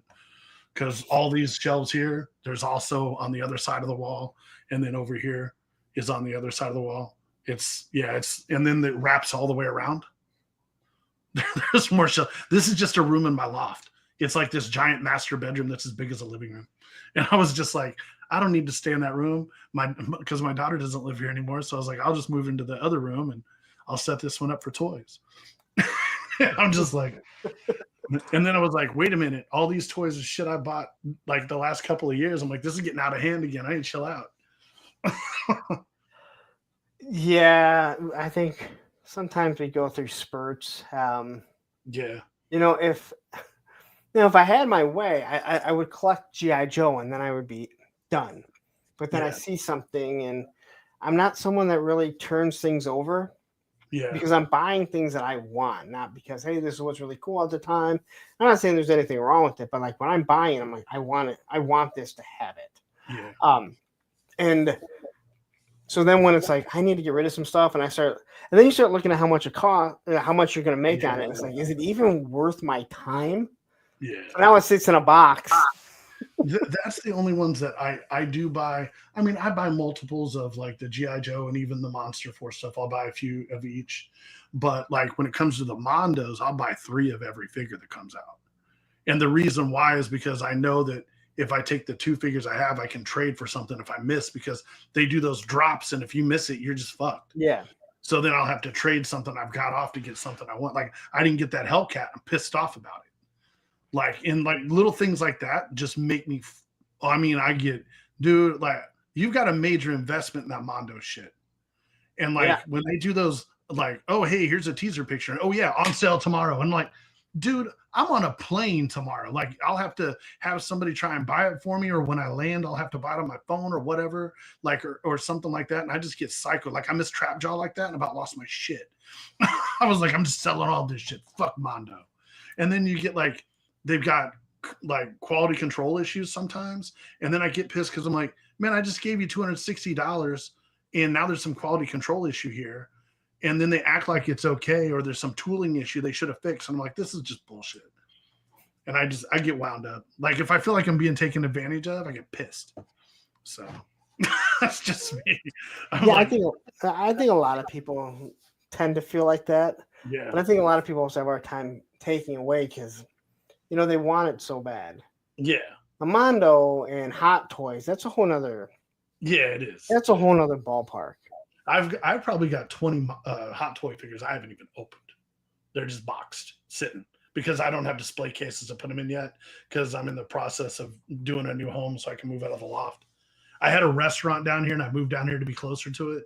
And then through COVID, we shut down the restaurant and sold everything else off after the year of COVID.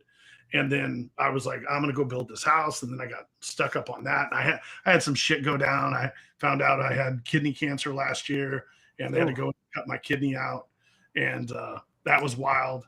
And then I had a regurgitating heart valve that's genetic, like it spits blood back out. They had to go in and fix that. Like I had a bunch of medical shit go down over a 2-year process. It was wild. King Panther says, "What's up, Punk? Hey, War Chest, did you get the scare? Is that? I did not get the scare. What's a Scaremare bundle? Scaremare is the big horse, and I saw it. So I passed on Scareglow when he originally came out because he wasn't a regular figure. It was like a newer figure that it isn't part of my childhood, so I really didn't give 2 shits about him. But then when they put out that last one, the sculpt on it was just banging. Like I was like, that's cool. But then when I went in to order it, which they said the end of the week, and I figured it was kind of like how they did the Skeletor. This wasn't a limited, release. I go in to order it. They're sold out of the regular Scareglow, and now all they have left is the package. So you have to buy the horse and him together. I'm like, I don't want the fucking horse.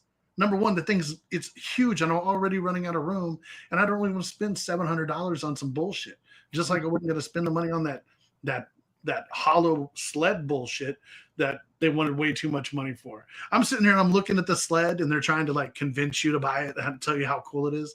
And I'm like looking at this sled and I'm like, I'm not buying that. I go, that's so overpriced. I don't give a fuck if the paint job is on it cool or whatever. I was like, and they only gave heads for like Prince Adam and He-Man.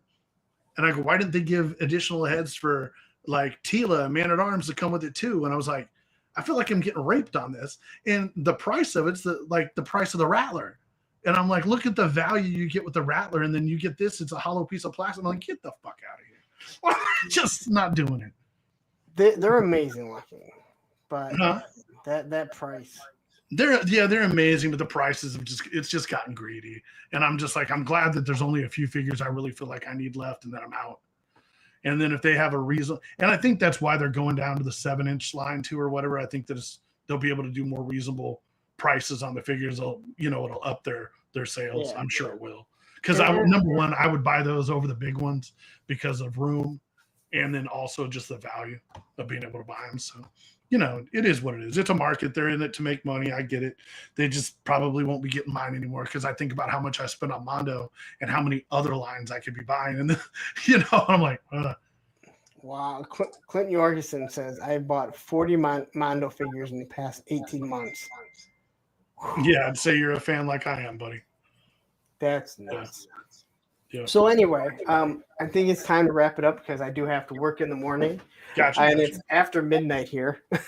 Nice. Are you doing anything on YouTube or No, I don't mess with it that much. I keep getting told I should. I might start doing it. I don't think I would just talk about toys though. People would probably be into seeing comic books and stuff out of me. Like, I'm sure that would be like a major thing people would rather see. Because, like, I mean, we got in here. Like, I mean, I've always got shit laying around, so it gets pretty crazy actually. Just trying to think what I have. I mean, I've always just got dumb shit laying around that people want to see, or they want to like, or I can kind of tell them how to really flip books, how to make money off books, where to look and how to find them and who to sell them to, and how to press them, clean them. I could probably teach everybody that shit if they want to do it.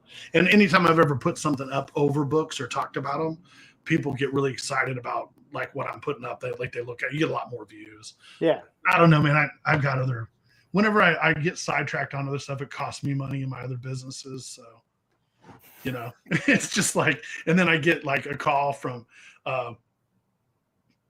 part of the guys. They'll call me like, "Hey, Scott, yeah, like we need you to jump in here." I'm like, "Oh yeah, okay."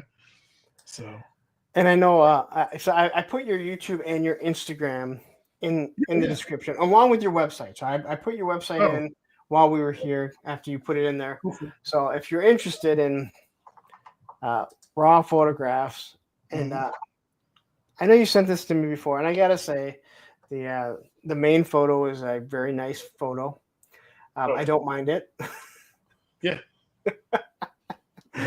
Your cover page is really nice. So yeah, I shoot a lot of girls, but yeah, to tell you the truth, like shooting the women is fun and it's good to travel and do those things. But like when it come down to photography, product photography, shooting cookbooks, food, that's where all the money was at. Yeah, you had told me that before. That yeah. You said shooting the different cookbooks and stuff is where you made a lot of your money compared to that type and now we do. Like now I've got the property management, and then we own me and my partner own a white label software company where we do back end stuff for like Granger, Ticket Geek. Like we're working on a giant imaging company out of Texas right now where they have like 18 wheelers that have MRI machines and CT machines and stuff. And they go into like areas for FEMA and stuff. We're designing an entire back end for them. And we work for other agencies. So agencies go in, they sell the websites and the software, and then they come to us and then we build it and sell it to them at a discount, and they mark it up and sell it to the customer. And so we recently bought an agency. So now we're doing both. We're actually doing the agency portion and we're doing the software side. So I always get drug in for Zoom calls and marketing crap. And I'm kind of like, I would just want to be an owner. Like, I don't really want to do this shit. You guys keep calling me. I got other shit I want to do, like fuck off a lot. And So there's more to you than just collecting toys. Yeah, and it just gets caught up. I don't like, I mean, I work pretty much 24, and then during the summertime, I have the exterior cleaning business too.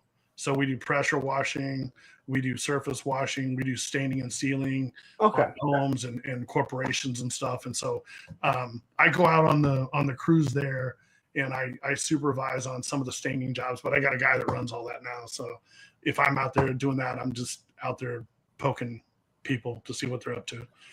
Like I'm not really at work. I might be in the truck, or I might come by and make sure everything's going okay, or if there's a customer service issue, I'll go out and talk to the customer or something. But past that, I don't really have to do any of that. I'm pretty happy. Last year was pretty brutal, but good things came out of it. Found out I had a tumor in my kidney, and I wouldn't have found it if I wasn't out working. So that's a good thing. So is that all taken care of? Yeah, man. I went in, I thought I had a hernia. Ended up, I had kidney stones. And then while they were doing a CT scan for the kidney stones, they found the tumor in my kidney. And they were like, yo, we found this while we were looking for your kidney stones. And I was like, you're kidding me. And they're like, nope, we got to take that out. And I was like, oh, okay. Like they got me scheduled and went in, took the kidney, and back to work. Oh, Yeah, nothing like what Wraith Mace had. Like if you get kidney, like renal cancer, and it's inside the kidney, like it's like the yolk in an egg, it can't get out, so you don't go mastic. So they just go take the whole damn kidney and you're clean. Oh man. Yeah, like 98% survival rating. But the tumor was big enough in my kidney that if I'd have waited much longer, it would have come out of the kidney, and then I'd been in trouble. Oh. Yeah. So just the luck of the draw, man. Oh, you know what? I'm glad, because even though you showed up 45 minutes late, you got to do this. Right on. I had a feeling that's what it was, to be honest, that you got the times messed up. No, absolutely. Yeah, when I looked and I saw Pop message me, he's like, yo, man, Punk's looking for you. And I'm like, dude, my alarm just went off. Like, it's time for me to get in there and like pre-check with him. I was like, what is going on? But I apologize for holding up the show for sure. Well, I wanted to say it happens, but it doesn't. It's the first time it's happened. I should say it finally happened. So Punk. But anyway, Scott, I want to say thank you very much for finally joining me. Yeah, no problem. That was a good time. It was. I was gonna say, tell everyone where they can find you, but not really on anything. Yeah, I'm not really doing anything.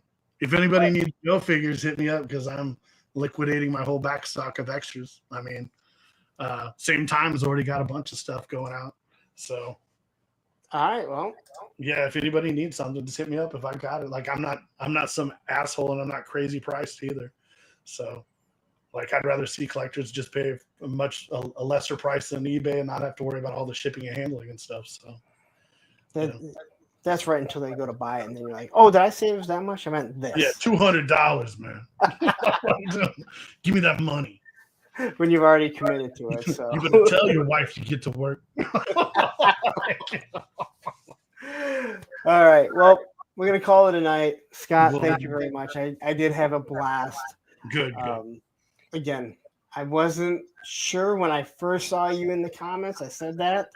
But I'm always willing. I'm always looking, because I got to make sure, like, you gotta vent everyone. And I was like, all right, this guy's not full of shit, and that's what matters to me. So yeah, no shit. All right, man, cool. Hit me up anytime. Guys, I will see you guys all on Monday, where you know where I'll be. So have a wonderful night. Scott, thank you. You have a good night too. Bye.